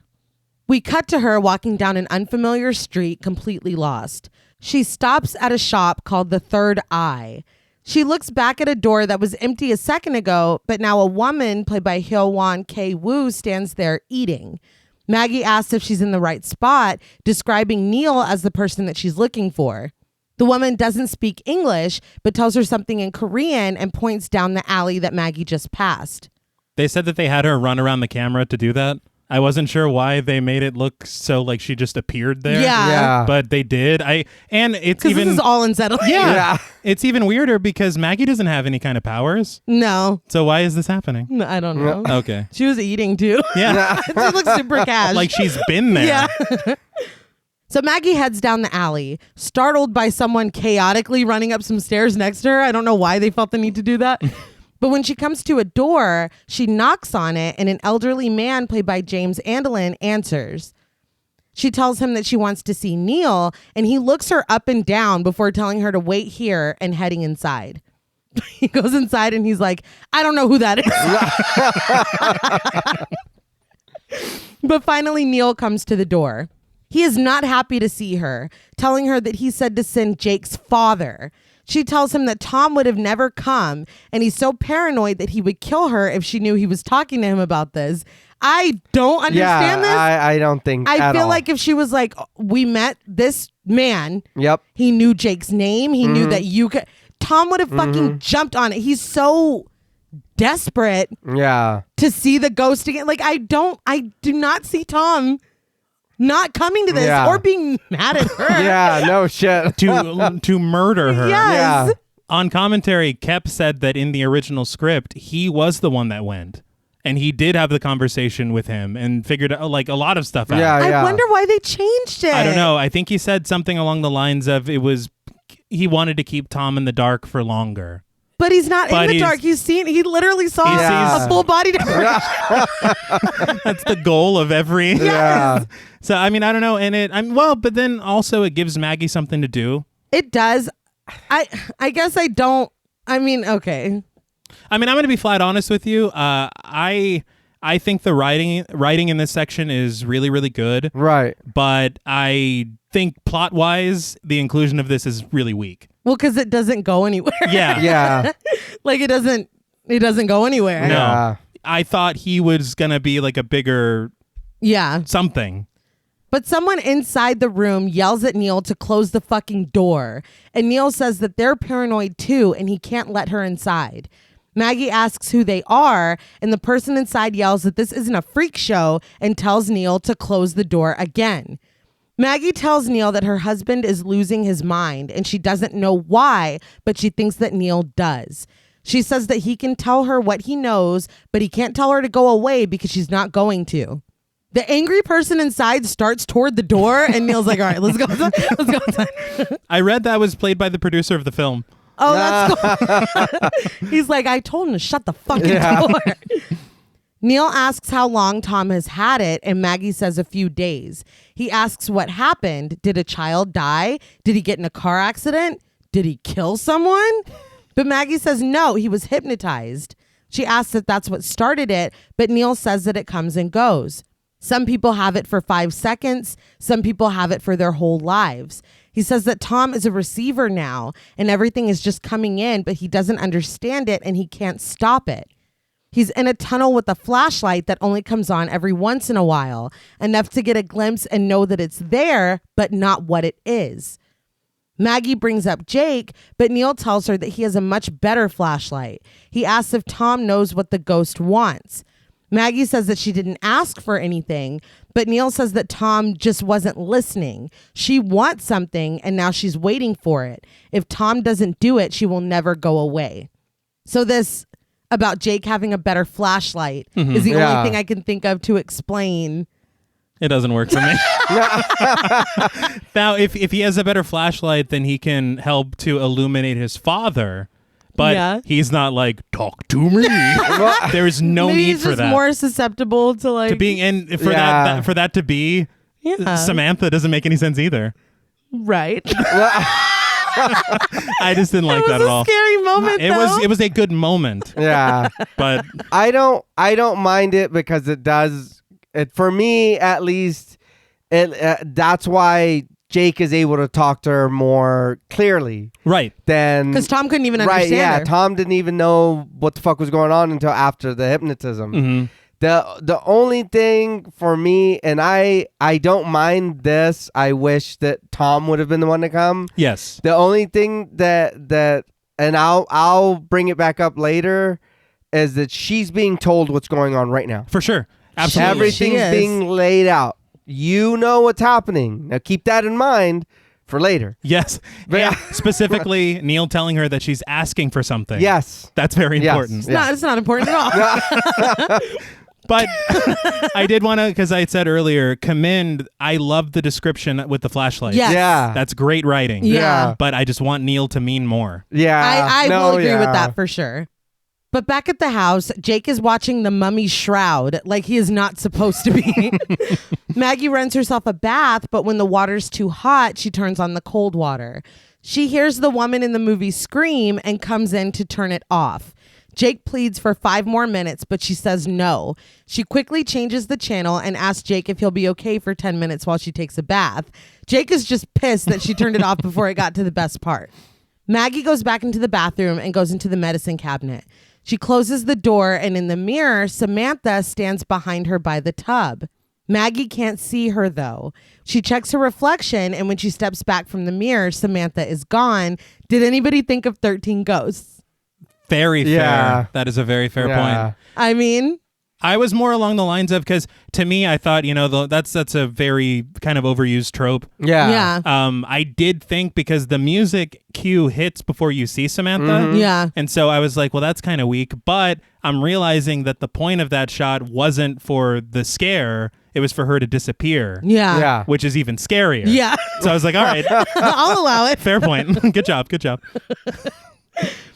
But downstairs, Tom searches through his CDs to find that song that's been in his head. Upstairs, we see the water steaming in the tub as Maggie gets undressed. Samantha sits, running her hand in the water, and when Maggie dips her toe in, she finds the water to be freezing. Jake watches a kid's show, which is arguably more frightening. So can we put the mummy back on? I'm asking. Yeah. But Samantha appears on the screen and turns to him. He tells her that he doesn't want to talk right now, and the channel changes to Night of the Living Dead. Yeah. See, so why is Samantha doing this? She's asking for something and they're not giving it to her. So let's scare the shit out of this kid. Well, yeah. Okay. You guys were both on board. Right? Jake is annoyed and switches it back to what appears to be puppets playing instruments and twerking on stage. All right. I don't know. I don't know what this was. The 90s were... Yeah. Wild. It's probably some like beloved show, and they're gonna be like, what the fuck? But downstairs, Tom is shuffling through tracks with headphones on. Maggie comes down and tells him that the pilot light blew out on the water heater and asks Tom to go light it for her. He can't hear it with his headphones on, so she passively aggressively says that she'll just go light it herself.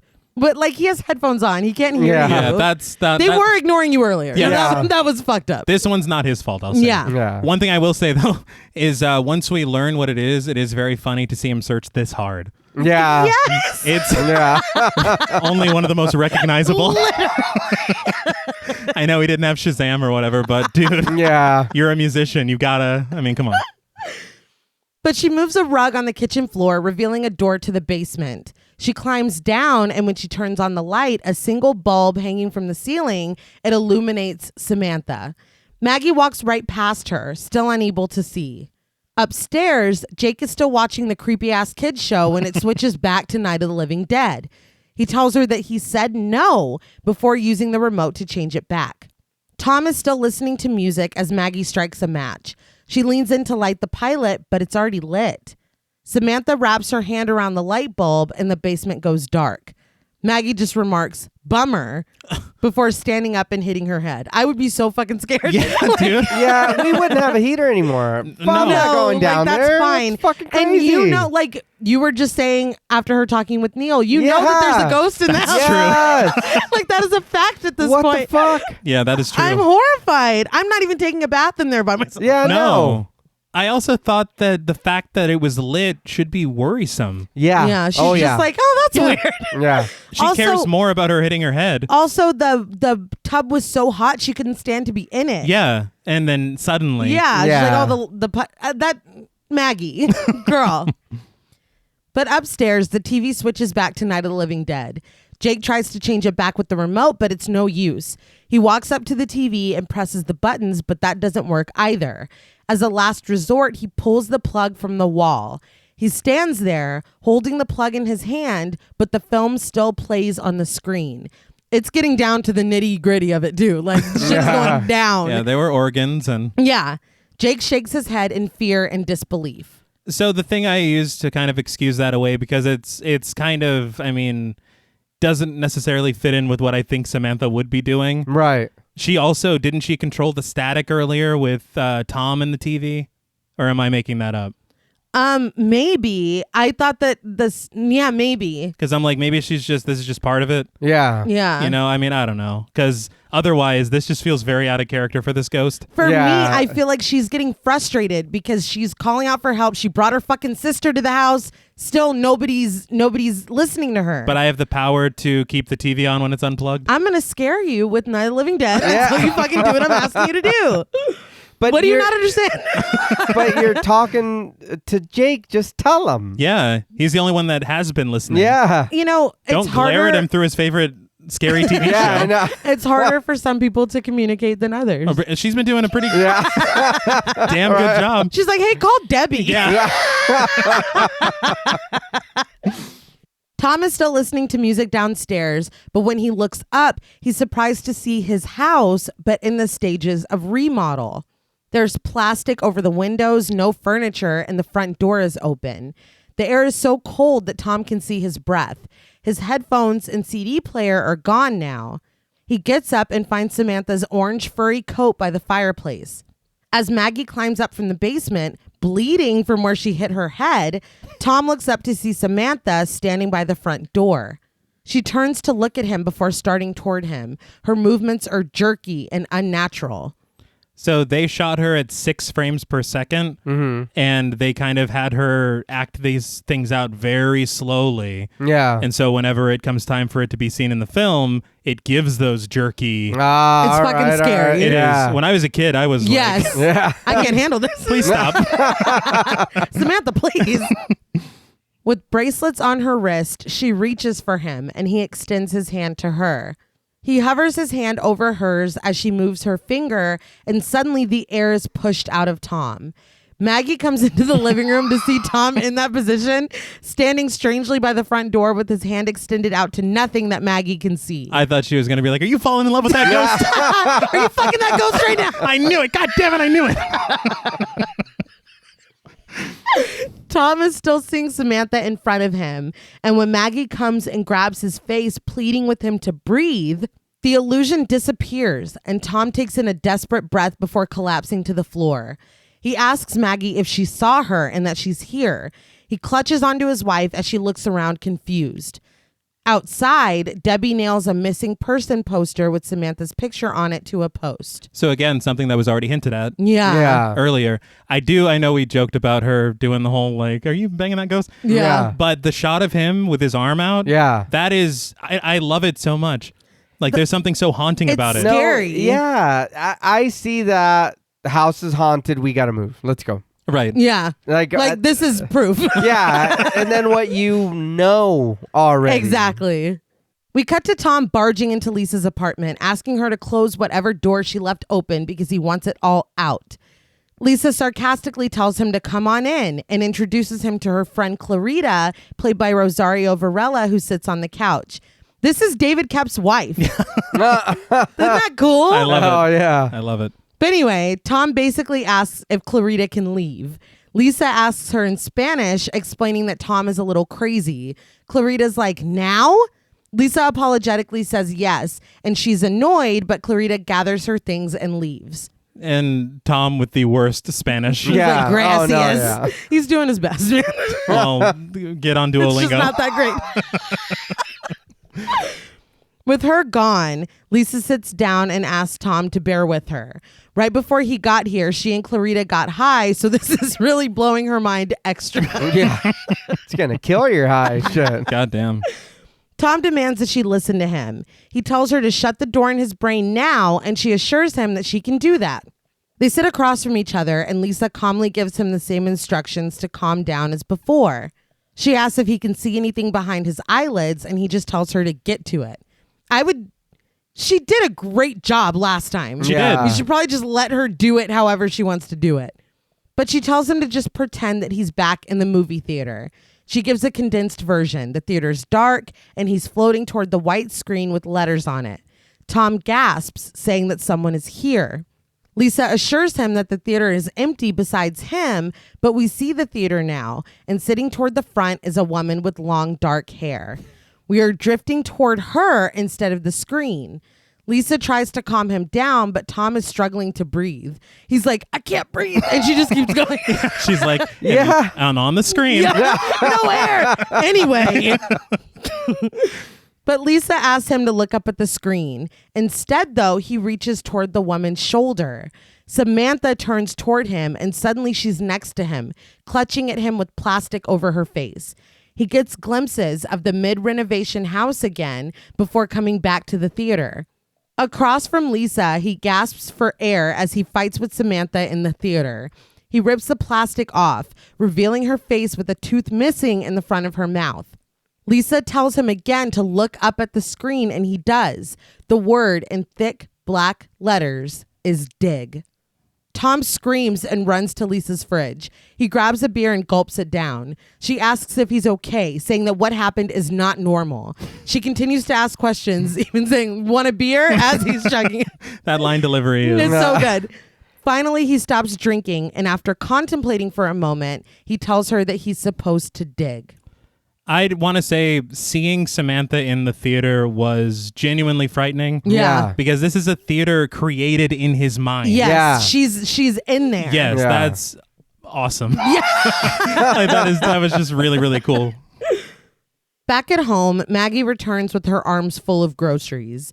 She comes inside and calls out hello to Tom and Jake, but no one answers her. A fax comes through, and we see the beginning. Dear Maggie, I've tried to call you a few times, but you guys don't seem to be around. She goes into the kitchen and sees muddy footprints leading to the back door. As the fax finishes printing, Maggie opens the fridge to put the groceries away, but it is completely full of cartons of orange juice. He's a thirsty bitch.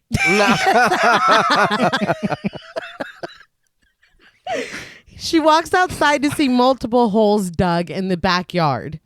Jake is trying his best to dig as well, and when she asks what he's doing, he just says that his dad told him he's supposed to dig. She passes more holes and finally finds Tom, shirtless, wielding a pickaxe to dig deeper into the ground. She calls his name as he's about to swing, and he chuckles, saying that she scared him. She's like, I scared you. She asks what he's doing, and he just repeats that he's supposed to dig. She asks who told him that, and he gives her a knowing look. She asks what Jake is doing, and he tells her that Jake is helping. As he sprays the ground to make it softer, she asks him to stop for a moment and look at her. There is a hilarious moment here because she's like, because he's spraying the ground. Yeah. And she's like, why are you doing this? And he goes, it's to make the ground softer.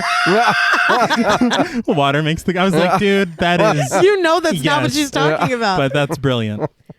But annoyed, he turns on her, asking what exactly she doesn't understand about the fact that he's supposed to dig. He turns back to his work and she asks why. He says that he's searching. She asks for what? And he says that he doesn't think that's the question. It's pretty obvious what he's searching for, even if they don't want to admit it. He tells her that the question here is where. She looks over at Jake digging and he's like, oh, don't worry, he's fine. It's not over there. That's great. This is kind of where I noticed that Maggie. yeah, she has no idea what's going on anymore now. Suddenly, yeah. Yeah, out of nowhere, you don't know that there's a ghost. You don't know that your husband's mind has been open and he's more sensitive to what's going on around him. You don't know that your son talked funny and scared the shit out of you. What the fuck? What are you, Yeah. what's happening? And even if you just take Neil's word for it, Yeah. he said everything you need to know. He Yeah. explained it to her. He has to do something for her. Yes. And what is he doing? He's doing what she asked him to do. Yep. Why are you mad? Damn it, Maggie. Come Why are on. you mad? But Maggie says she's calling the police. He laughs at her, telling her exactly what she's going to tell them. He tells her to run it by him first so that he can hear it out loud. Jake finally stops digging and looks at them pissed. All I was thinking whenever he was like doing that, he's like, you think maybe we should call the police? Because he is, dude, it is Jack Torrance. It is. 100%. Tom turns back to his work, but Maggie keeps going. She asks him to come inside and talk to her because he's not himself. This is it for Tom. He throws down the shovel and yells at her that this is just fucking typical. He gets out of the hole and starts toward the back door, asking what she wants of him. Does she want him to sit on the couch and drink 8 or 9 beers until he falls asleep and then repeat it until he grabs his chest and dies? Jake asks him to stop, but Tom says that this is the most important thing that's ever happened to him and the most important thing he's ever done in his whole stupid life, and she wants him to just stop. He's like, I won't stop. He's like, he's Dude, fucking losing it. He's freaking out. It's too much, dude.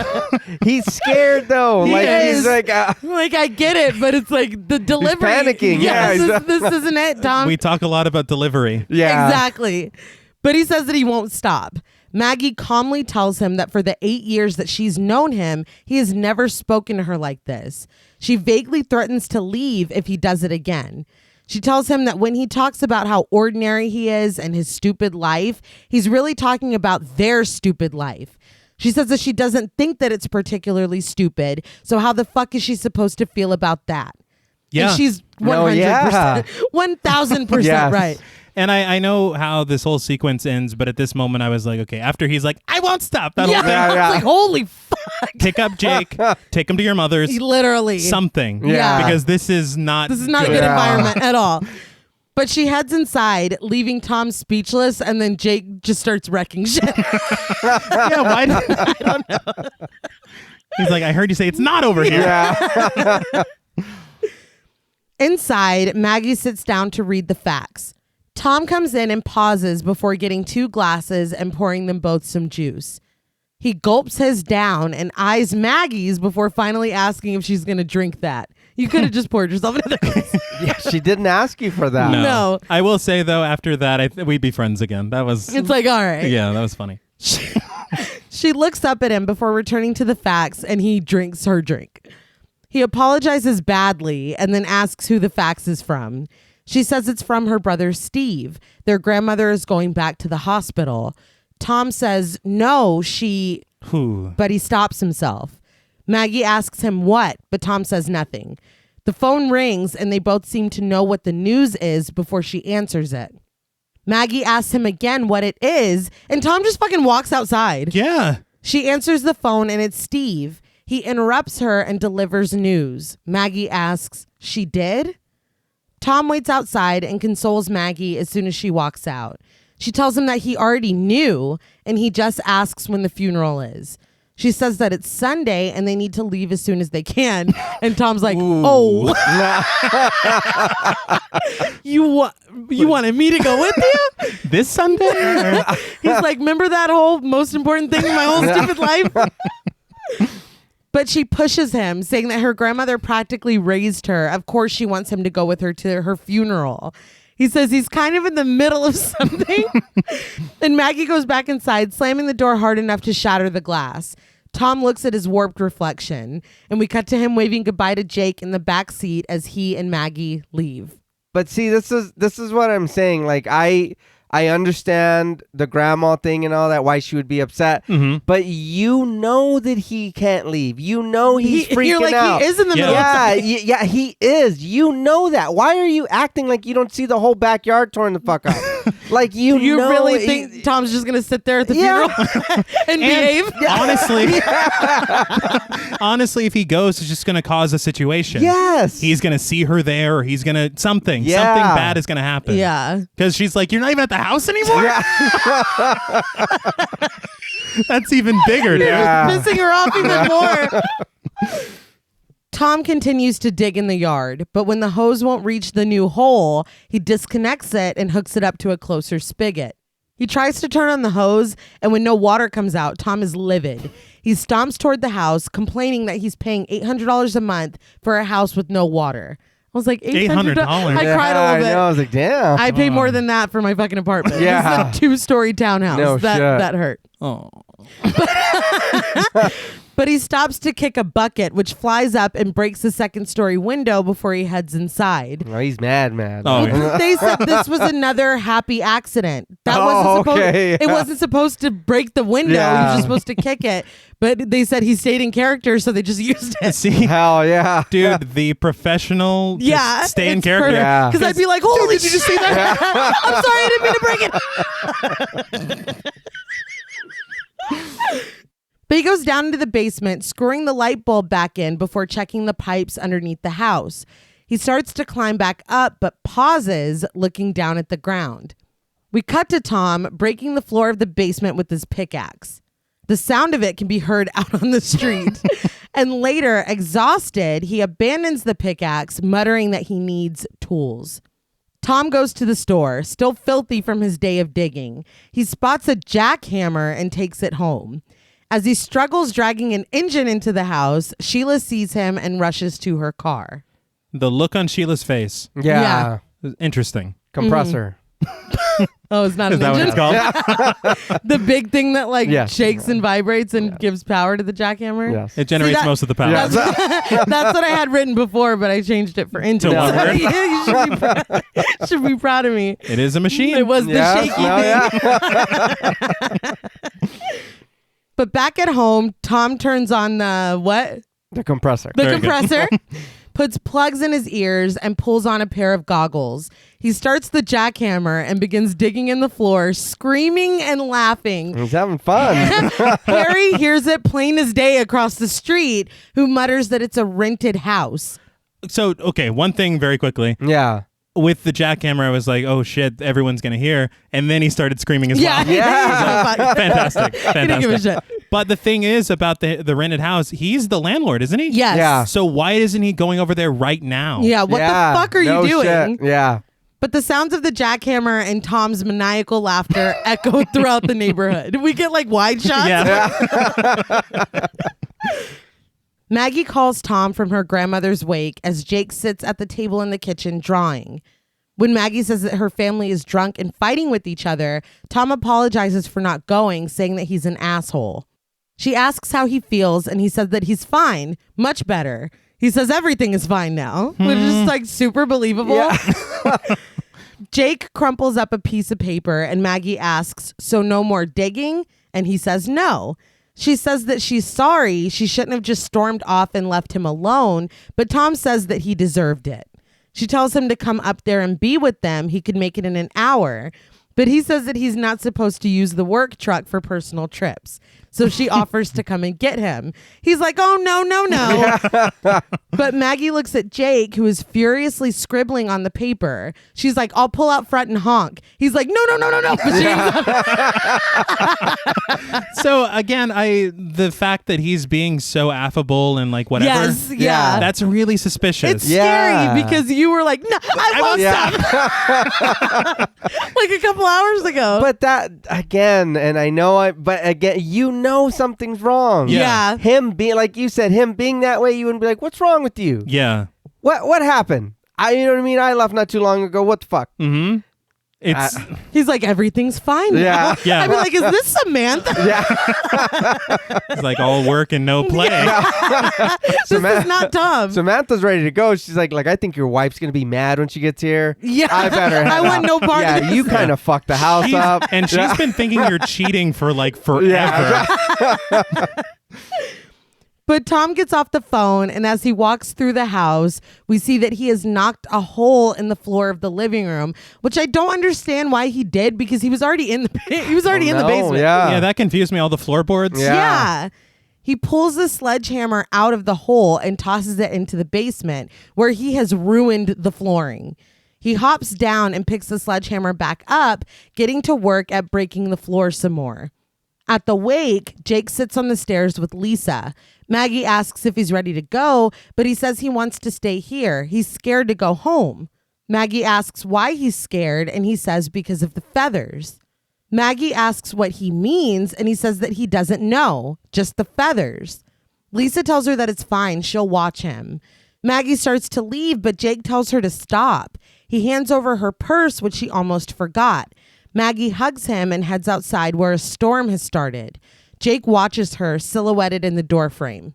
You say, this is very funny to me, but you say he's silhouetted in the doorframe. Yeah. The child labor laws, that kid couldn't work past Oh my God. a certain time. And so they literally went up and down the neighborhood to find a kid that looked like that kid. And they dressed him like that kid. And that's why he's so blurry. All right. Hey, it worked. It did. Shit. That is It did. hilarious. Back at the house, Tom continues hitting the ground with his pickaxe, but when he swings it back, he accidentally hits a rock wall behind him. He knocks a hole into it, and Tom pulls more rocks out to reveal a brick wall inside. He pulls some bricks out of the way, and there are plastic sheets inside. Tom takes out a box cutter and slices through the sheets and is horrified to find the puffy orange coat behind them. He pulls the coat down. We zoom in on a skeleton with glasses and a missing front tooth. Tom shakily approaches her and looks down at her curled hand, the bangles still on her wrist. He takes her hand and we zoom in on his face. He exhales cold air and we press in on him until he turns into Samantha. So, okay, firstly, I feel as though instead of putting the word dig on the screen, Oh, yeah. maybe basement or wall Yeah. could have been a lot better. But then Kevin Bacon couldn't want the film to be called Dig. And that's what's most important here. Yeah. But she is below. But she's still in. Right, but in a wall. Below. He wasted a lot of time. Yes. And no, effort. yeah. His back will never be the same.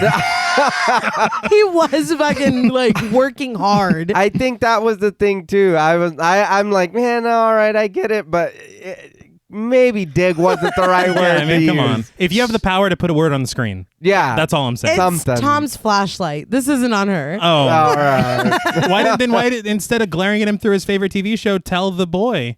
She's like, no, tell him behind a wall in the basement.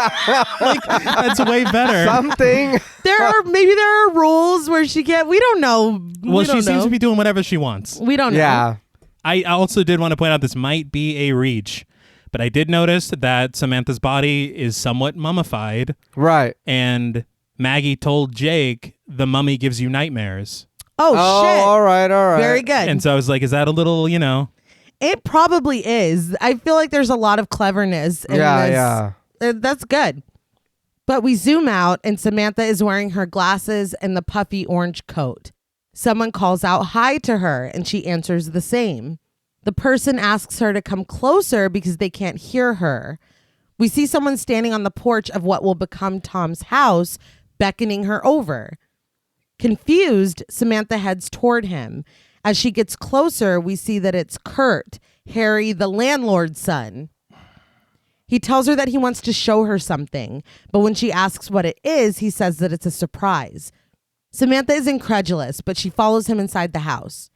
She walks through the plastic sheets hung up and sees that Adam, Frank's son, is also inside. The football star, fucking Right. whatever. He tells her happy St. Patrick's Day, but she only wants to know what the surprise is, and Kurt and Adam kind of joke about it.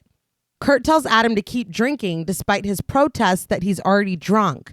Samantha says that she doesn't think there's a surprise at all and starts to head back toward the door, but Kurt stops her.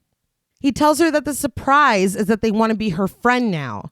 She asks why they want to be her friends now, but Kurt takes her over to a mirror and tells her to look at herself. He invites her to take her coat off and have a drink, but she tells him that she's not supposed to. He asks if she does anything she's not supposed to. He's like, 'cause I do. It's Yeah, I like, was okay. like, good Lord. Yeah. He takes a swig out of the bottle before pulling her coat off and telling her that she's hot.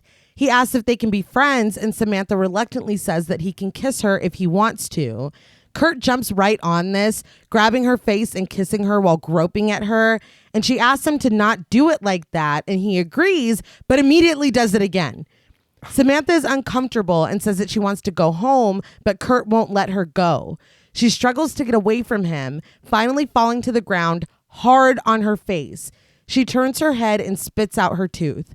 It skitters across the floor, leaving blood behind, like in the vision that we've seen multiple times. Mm-hmm. She looks over at Adam, who is on his knees with his back to her, throwing up on the floor. Yeah, I get it. Yeah. Now, this is a lot, but Kurt takes this opportunity to sexually assault Samantha. As she struggles, her nail is ripped off against the floor. She continues to scream, fighting him and pulling out his hair as he tries to silence her. Adam begs Kurt to shut her up and turns the radio up to drown out her screaming. Blasting out of the radio is the gob cover of the Rolling Stones' Paint It Black. Kurt yells at Adam to put his coat on Samantha's face to keep her quiet. Instead, Adam grabs the plastic sheets hanging up. As Samantha gasps her last breath, all she hears is the riff from Paint It Black. Her hand falls limply to the floor, still clutching a piece of Kurt's hair.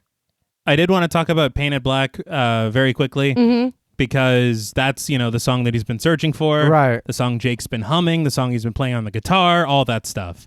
But whenever they filmed this movie, the song that they were actually using was Break On Through by The Doors. Oh my God. And so it fits better. Yeah. That does fit better. But they filmed it all, they did everything, and then by the time they were done, they were a little presumptuous because they didn't get the rights to the song. Oh, wow. And so when everything was said and done, they had to change the song. And so every time you hear someone humming, every string of the guitar you hear plucked, wow. it's added in post. Wow. Oh, wow. All right.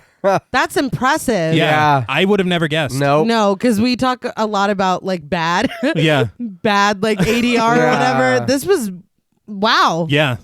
But as Tom experiences this, blue veins stand out on his skin and he exhales another cloud. The riff from the song turns into Jake humming it and he sees through Samantha's eyes again. They take the plastic off of her face and stare at her in horror. Kurt asks Adam what he did that for as they realize that she's dead. Adam says that he's not here. He can't be here. This isn't happening. And Kurt berates Adam for putting plastic over her face as our view of them gets further and further away. I don't know if it's the line reading, but this post-murder dialogue is terrible. It's awful. I'm not here. I can't be here. It's really bad. It's probably the line reading. But I want to say because This is no dream. Yeah. it's another reference. As a kid, I don't think I grasped anything that was happening. No, I thought they had just attacked her. Yeah. As an adult, this is one of the saddest things I've ever seen. It's horrible. It's fucking awful. Yeah. When you because she just wanted a friend Yeah. and they murdered her. It is fucking and way more gruesome and graphic than I recall. Yes. Period. Yeah. That's what I was like, I think at some point my brain was like protecting itself. It's like you can't. I really didn't remember it being that bad, but it's so awful. Yeah. Yeah. When I watched it last night, I'm 31. Yeah. And I was like, good Like, Lord. holy fuck. Yeah, it's still rough. Yeah.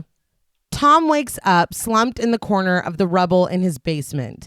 As he climbs up the ladder, Kurt looks through the window into his basement and rushes away. I felt like that was a lot. Yeah, it was. as if first of all, the jackhammer and the screaming. Yeah. That's enough. That really could have been enough. Yeah. That was it. But Kurt's like, let me just see if, oh, fuck.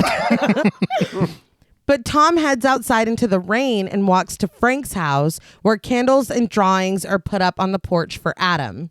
I'm sorry, dude. After what we just watched, I don't want to see shit. I don't want to see any cards for. I'm gonna eat pancakes on his grave. I Kick him down. Yes, smash those candles.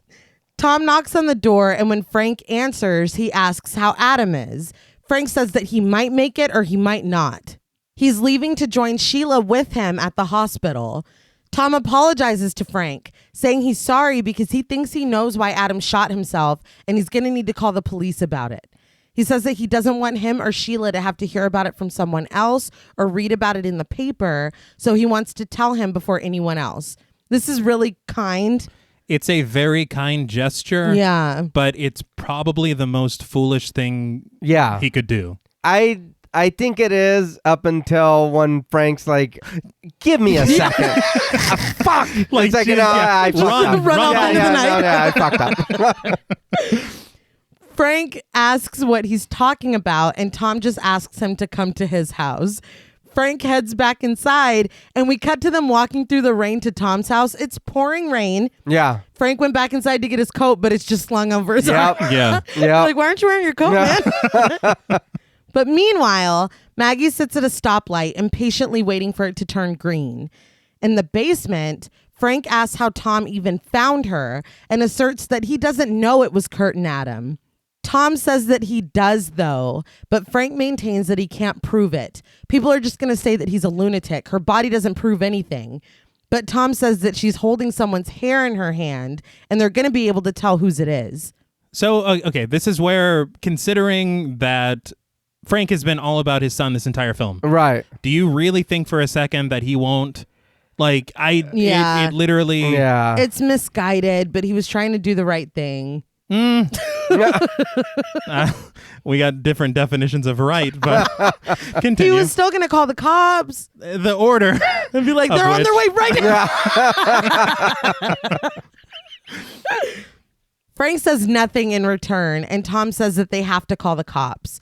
After a moment, Frank asks just what they were supposed to do. It was just an accident. He says that when the kids came to them, the damage was already done. She was dead and there was no bringing her back, but Adam and Kurt have everything in front of them, so what were they supposed to do? He drops his coat to reveal that he was holding a gun. Of course. He asks, he asks if they were really supposed to send the boys to jail for the rest of their lives over her. Tom asks who Frank is planning on shooting, but Frank begins to cry and tells Tom to get out of here. Frank breaks down, saying that he's been living with this for 6 months. He asks if Tom really thinks anything he can say will make one bit of difference. He yells at Tom to get out, but Tom's like, I'm not going anywhere. And then Frank shoots the gun into the wall and Tom scurries up the ladder. You got it, boss. Well, Say less. As soon as Tom is up in the kitchen, he hears a gun go off in the basement, followed shortly by a knock at the door. When he opens it, it's Harry with Kurt standing behind him, looking away from Tom. Harry asks if Tom has a minute, and when Tom says no, Harry insists that it's important. Tom looks down and sees Harry's hand suspiciously stuck in his pocket. Tom maintains that he doesn't have time, but when thunder claps loudly, Harry's like, wow, it's raining hard, and pushes his way inside. The fuck?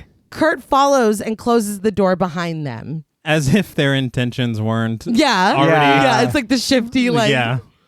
Tom continues to try to get rid of them. Harry tells Tom that they have a serious problem. What the hell is he doing to his house? He said he thought he would check out all the pounding that he's heard, but he didn't think that Tom was in here wrecking the place. How could he not be? Yeah, no. It's like, I've been watching the construction channel on And full volume and screaming along to it. You waited this long to fucking come over here? That's my problem. He earlier in the day, and it was very passive. He's like, it's a rented house. Yeah. You own it. And then it's like, Go. oh, fuck, we hit a body in there. Shit. Yeah. It's so I don't get it. Tom assures him that he'll take care of all of that. He lies badly about trying to fix a water main because it was leaking. Harry asks about water damage, and as Tom eyes his keys, he invites him to go check it out. Harry finally pulls his hand out of his coat pocket, but he's not holding a gun, it's a bottle of liquor. He asks Tom to show him where it's at as he tosses the bottle to Kurt. But Tom's like, oh, you'll be able to find it. See you later. Right to your house? Yeah. Shit. He snatches up his keys and says he's got to go. Harry tells his son to hurry up and drink, and Kurt follows instructions.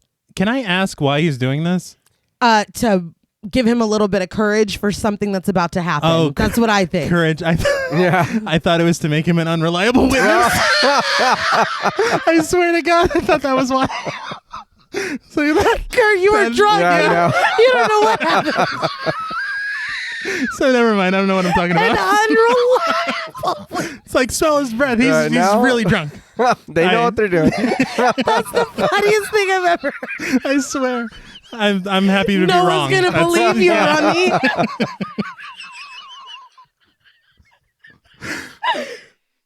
Harry, stone-faced, tells Tom that the water main doesn't run under the house. Tom's like, well, I know that now.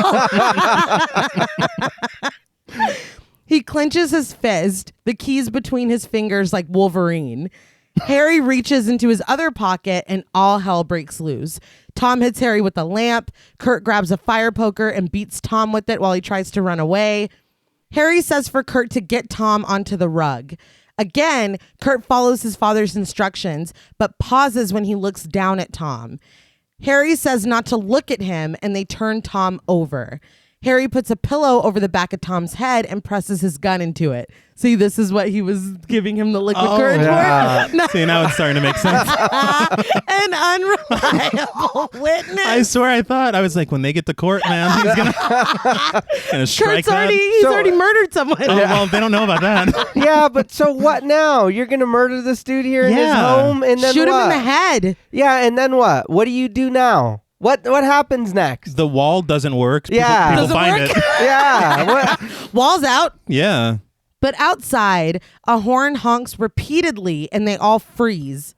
I gotta be honest, the level of chaos that's going on inside of the house, her honking the horn when she arrives, I don't know if I'm alone. I thought she was gonna drive through the front door. I swear to God. That's her. I swear to God. And then when she didn't, I was like, oh yeah, I guess she doesn't know. Doesn't know anything. She doesn't have any powers. She? I don't know. Yeah, she didn't get the Spidey sense. No, she didn't. Maybe it's because we watched Orphan. I don't know. No, all right. Yeah.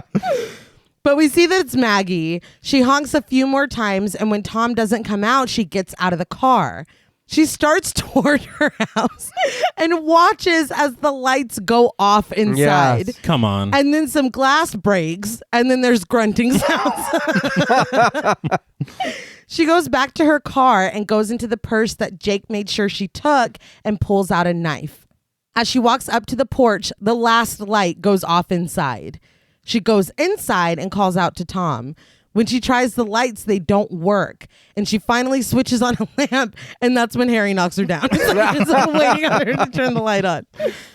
He points his gun at Maggie, but stops when Tom punches Kurt in the face. Maggie takes this opportunity to stab her knife through Harry's tennis shoe. He screams and fires wildly into the air.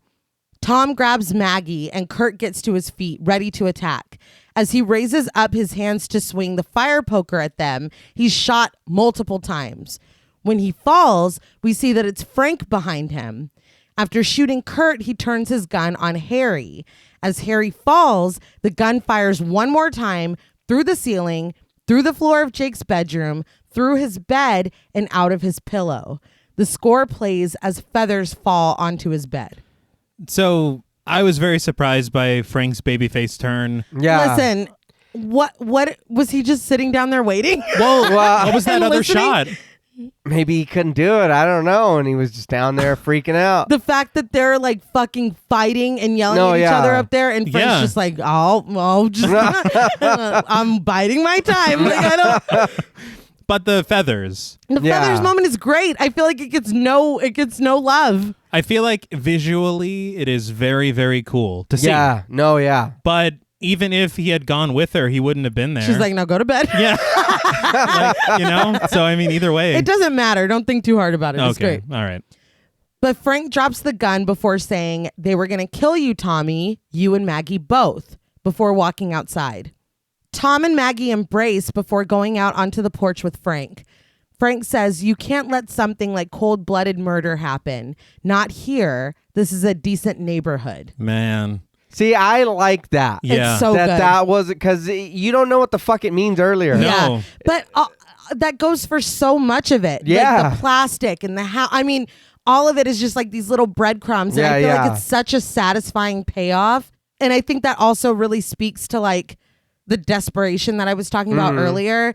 Like the fact that your child can murder someone. And I know the murder was an accident, but what was the thing that he was trying to do? Exactly. Yeah. Like, you know what I mean?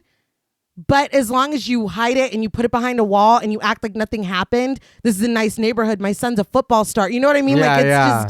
just, there's so many, like, such depth to it that I never appreciated as a kid. And then when you think about it, him going on and on about his son the whole film, that's him trying to bury. Yeah. Not only that, but like justify. Yeah. Like it'd be a waste if he went to prison. He's going to be a huge football star. You know what I mean? It's just, it's a lot. Mm-hmm. I did want to say very quickly in the novel, it wasn't Samantha. It wasn't a teenage girl. It was a grown woman. And it was Harry's wife's sister. What? So Harry was having an affair with her, his sister-in-law. Okay. But also Frank was sleeping with her too. And so Frank's wife finds out and murders her with the fire poker. What the fuck? What the hell? I feel like this is way more This focused. is way better. It's better. And I feel like it's like this moral gray area where you'll do anything to protect your kids, but there's a fucking line, you know? Yeah. It's this is just so good. Mm-hmm. But It's Not the Spotlight by Beth Orton plays as Tom looks back through the window of his house and sees Samantha inside, as she was, no longer ghoulish. He looks onto the sidewalk and she's there, smiling as she puts on her glasses and looks around. He looks further down the sidewalk and she's there, pulling on and belting her puffy orange coat with a smile on her face. She walks into the street, and as she comes into contact with an oncoming car, she disappears. I was like, why am I emotional right now? Yeah.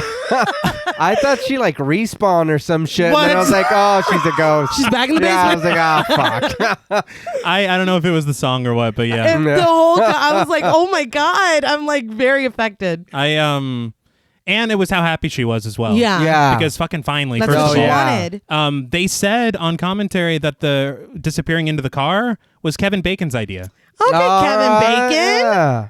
But the music continues as we transition to the cemetery, where Debbie and her mother finally get to honor Samantha with the funeral. We then transition to Tom and Maggie outside of a U-Haul, moving their shit out of the house. Yes. They pass each other back and forth before touching hands, lingering before letting go. That was also Kevin Bacon's idea. It's perfect. Yeah. And the like T+M in the heart on his arm. Yeah. Catherine Irby actually has a tattoo that says T+M. Mm-hmm. It's her husband and her daughter's initial. Oh. And so they copied it. I think it's on the back of her neck or something. All right. And so I was like, that is fucking adorable. Yeah, that's awesome. But in the car, they drive out of the neighborhood and Tom looks at Jake in the back seat. As they go past the houses, Jake hears a cacophony of disembodied whispers overlapping each other. Some whisper his name. They get louder and louder until Jake silently places his hands over his ears. It cuts to black and Hello by Poe plays as the credits roll. So, what did you guys think of Stir of Echoes? First, Me Too, kid. Like I would like the voices to stop. Please. Oh. I did enjoy this movie. I still enjoy this movie. It is very good. Like I said, I think that's just a few things that kind of lose me. But overall, I mean, the movie is great. It's still really good. It holds up way better than I expected it to, watching it now as an adult. Yeah. I did want to call out that song by Poe because it's a fucking banger. Oh, it's great. I don't know if it's something with Artisan Entertainment or whatever, because she had a song at the end of Book of Shadows as well. And that was great too. But no, I think that this is really good. There's far too much nostalgia attached. Right. Yeah. For me, I know that I'm judging it fairly, but I know as well that I am giving it a lot of leeway. Yeah. But it's good. It's still great. I will agree with JP that there are some issues. Yeah. But I think overall, it's probably, I would say it's one of my favorite ghost story movies. Yeah. Yeah, I totally agree. I think it's fantastic. And it was kind of like a gift that keeps on giving, because I did appreciate a lot more depth to it watching it as an adult. So it's like, damn, not only are you still good, but you're giving me even more. Like, I don't even deserve this. But I love it. I think it's a great murder mystery. It's a great ghost story. I feel like everyone does really well, even Jake. Yeah. I mean, it's just, as I said, the gift that keeps on giving. Yeah. I can't say enough good things. There are a couple of things that, whatever. Yeah. Like, Yeah. does the whole thing with Neil pan out? Nah. No, that's fine. Does Maggie act, consistently throughout the film? Yeah. It's okay. It's fine. It look, I did watch the I didn't movie like that. I did watch the movie a lot as well. Yeah. My thing is just that it's like Maggie was told, and then you completely, the rest of the other half of the movie, forgot what's happening. You don't know what happened with your son. You don't know what's happening with your husband. You completely forgot about the ghost in your house. You forgot that there's all this shit piled up on you and your husband, and then this on top of it, and now you're just like, what the fuck you talking about? You know what it's almost like? It's almost like they changed the scene for her to go meet Neil and then forgot to change everything else. That for me, that kind of hurts. I And can then totally see that. What about her being pregnant? Thank you. What about her being pregnant? All this has happened over a period of time. No, it's just like a week. It's still... No, it's not being brought up again? They brought it up. It should It's like be a we should huge probably deal. go to a checkup. Yeah. Yeah. You know, and it's very funny because I did hear in commentary that the original ending he wrote, Yeah. it was supposed to be, it ends with her delivering this baby, but The baby is Samantha. no. Oh, fuck. And he didn't really go into how he was going to do this, but it's implied that the baby is also psychic. Oh, okay. All right. So I prefer Jake being a radio or whatever. Yeah.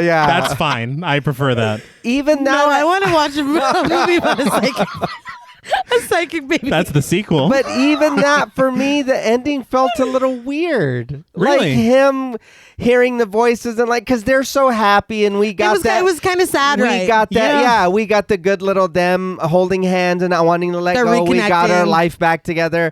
Now they're like, oh, this is great, It's babe. like, I'm fucking Yeah, this tortured. dude's in the back. He's like, they won't shut the fuck up. It's like, what? Take me to another haunted house? What yeah, the- great. It's Every like, house is yeah, haunted. yeah. It's your son. It's not the house that's haunted. Yeah. It's fucking Insidious all over again.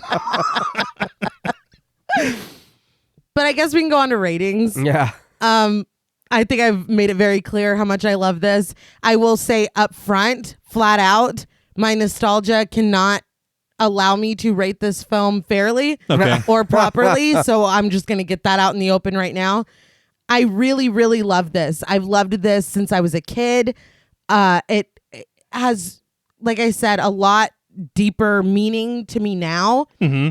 And like I said, there's just this like desperation in it of Tom Yeah. really like kind of mourning his youth and refusing or not really wanting to settle into the life that he's made for himself, and kind of that informing the way that he like fucking fixates and obsesses on this.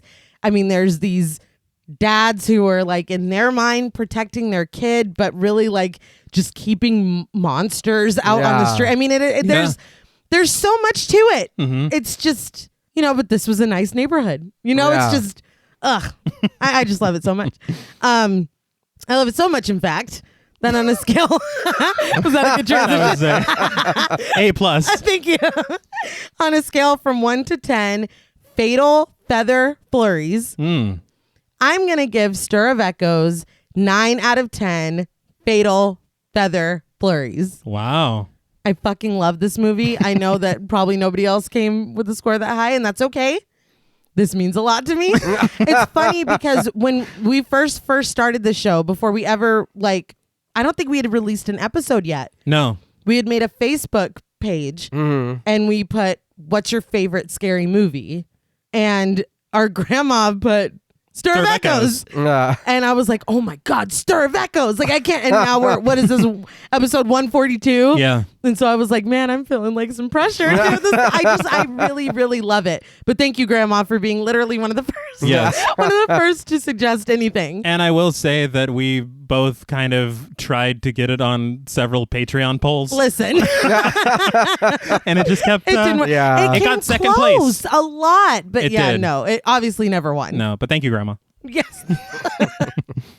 I won't lie. So there is no you don't think anything else. I don't love the movie that much. I didn't think so. Yeah. That's okay. Yeah. I do enjoy the movie, and I do feel like if it's something nobody's seen or you haven't seen, watch it. And I will watch it again, and I don't even have a problem with going and watching it after we get done recording. Yeah. But like I said, there are the small things that do bother it. And yeah, there's a lot of good in the movie. But I just, like I said, I feel like that second half of her knowing completely nothing, you really hurt the movie for me now, seeing it and fully more understanding. Yeah, I watched it when I was a late teen, so I kind of understood it a little better, and I knew, oh, this shit is wrong, and what Yeah. they're doing, and this is nuts. But now it's like, dude, and I get what you're saying, because even when I watched it first, I was like, oh man, his wife's so cute and he's so cool. He's got a leather Yeah. jacket. Yeah. And that, but then, and then watching it now, it's like, oh, you motherfuckers are struggling. Yeah. It's like, y'all are poor and you're trying to fucking, you know what I mean, raise a family. And this dude, like you said, And not give up on his dreams. He's It's- trying to yeah. keep going. And it's like, man, it's kind of, it's kind of sad. It's what it is.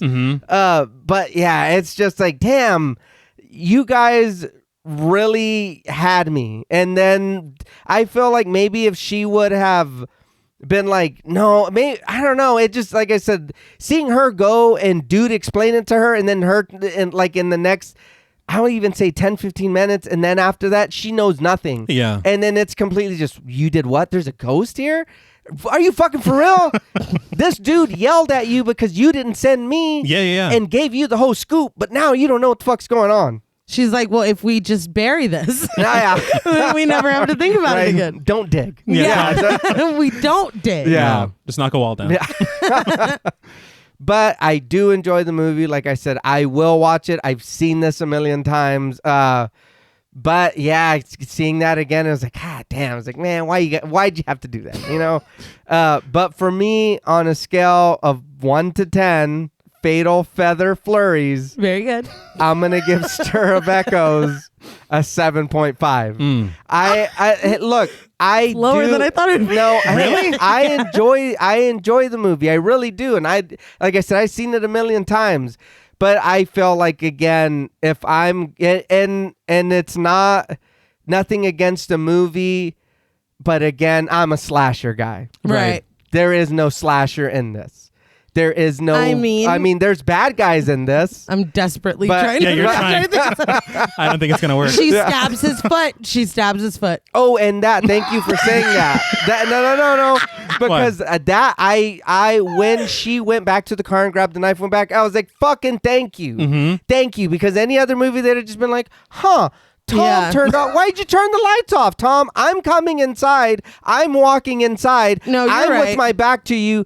She went and grabbed the knife. Yes. Okay, something's wrong. I need to protect myself. And I appreciate that Jake told her to bring that Yeah. purse, and she wasn't like, Jake said my purse. Like, Yes, you know, it's we like, didn't need we're that. not being spoon-fed. We know. Yes, Jake yes. be knowing. We get it. So for that, I'll give it an extra half a point. So we'll do 8. Okay, We'll I'll do take 8 it. because it does For the and- knife. Yeah. Well, because Knife representation. It Yeah. is every time anything, even if it's a gun, like they'll load it and cock it, and it's like the loudest thing in the movie, and then it's like, "What'd you think? I didn't think you were gonna come after me or whatever." Some stupid shit, and it's like, dude, she nothing opened it outside, Yeah. so the click wasn't inside the lock wasn't. You know what I mean? You couldn't like. She was smart. Yes, it was very smart, and she even used it the once, and that was it. It wasn't like later he pulled it out of the dude's foot and then cut his neck, and then he says some bullshit. Like that was No.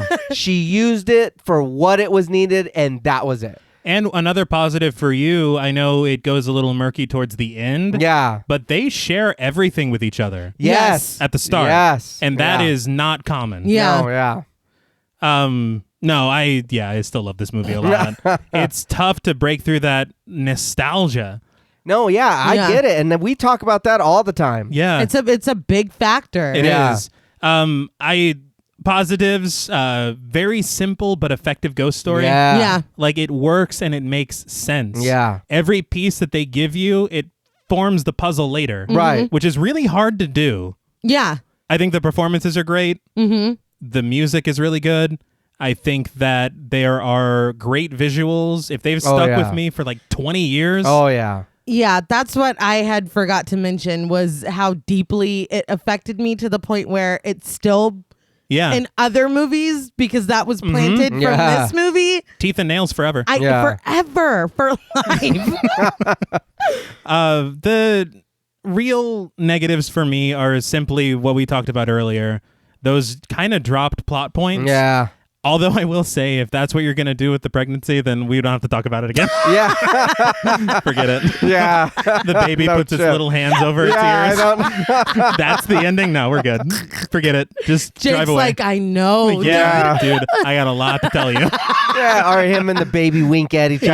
Yeah. We don't need that shit. I got yeah. It's just look who's talking. Yeah. Look who's talking, boo. I don't know. Oh, no. It's a ghost. It's a ghost. But scary. It is. But yeah, I think that it's really good. I would have loved for Neil to have played a bigger role as well.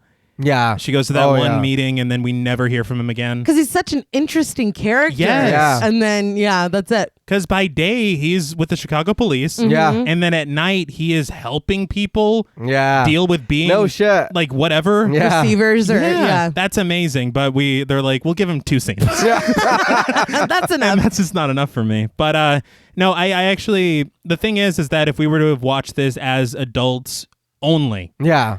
I would have come to the table and have given this a 7.5. But with that nostalgia in mind, out of 10 fatal feather flurries, Very good. cool, I'm going to give Stir of Echoes 8.5 fatal feather flurries out of 10. We did it again. Yeah, I know. I can't. I swear to God, we come to the table with our numbers and it just keeps falling into Stairs. yeah. But before we go, just a little commotion for David Koepp. Yeah, man. Goddamn, that was surprising. Yeah. Yeah, dude. Well, that's all from us at Pod Mortem. What would you rate Stir of Echoes, and what should we watch next? Let us know on Twitter at the Pod Mortem. Be sure to follow us on Instagram and like us on Facebook. Be sure to follow each of us on Twitter at Blood and Smoke, at RealStreeter84, and at TravisMWH. Please consider pledging to our Patreon and stay tuned until after the music for a special shout out to our Wendigo Getter patrons. And remember, no matter how deeply you bury your dark secrets, it's only a matter of time before your misdeeds are unearthed. Until next time.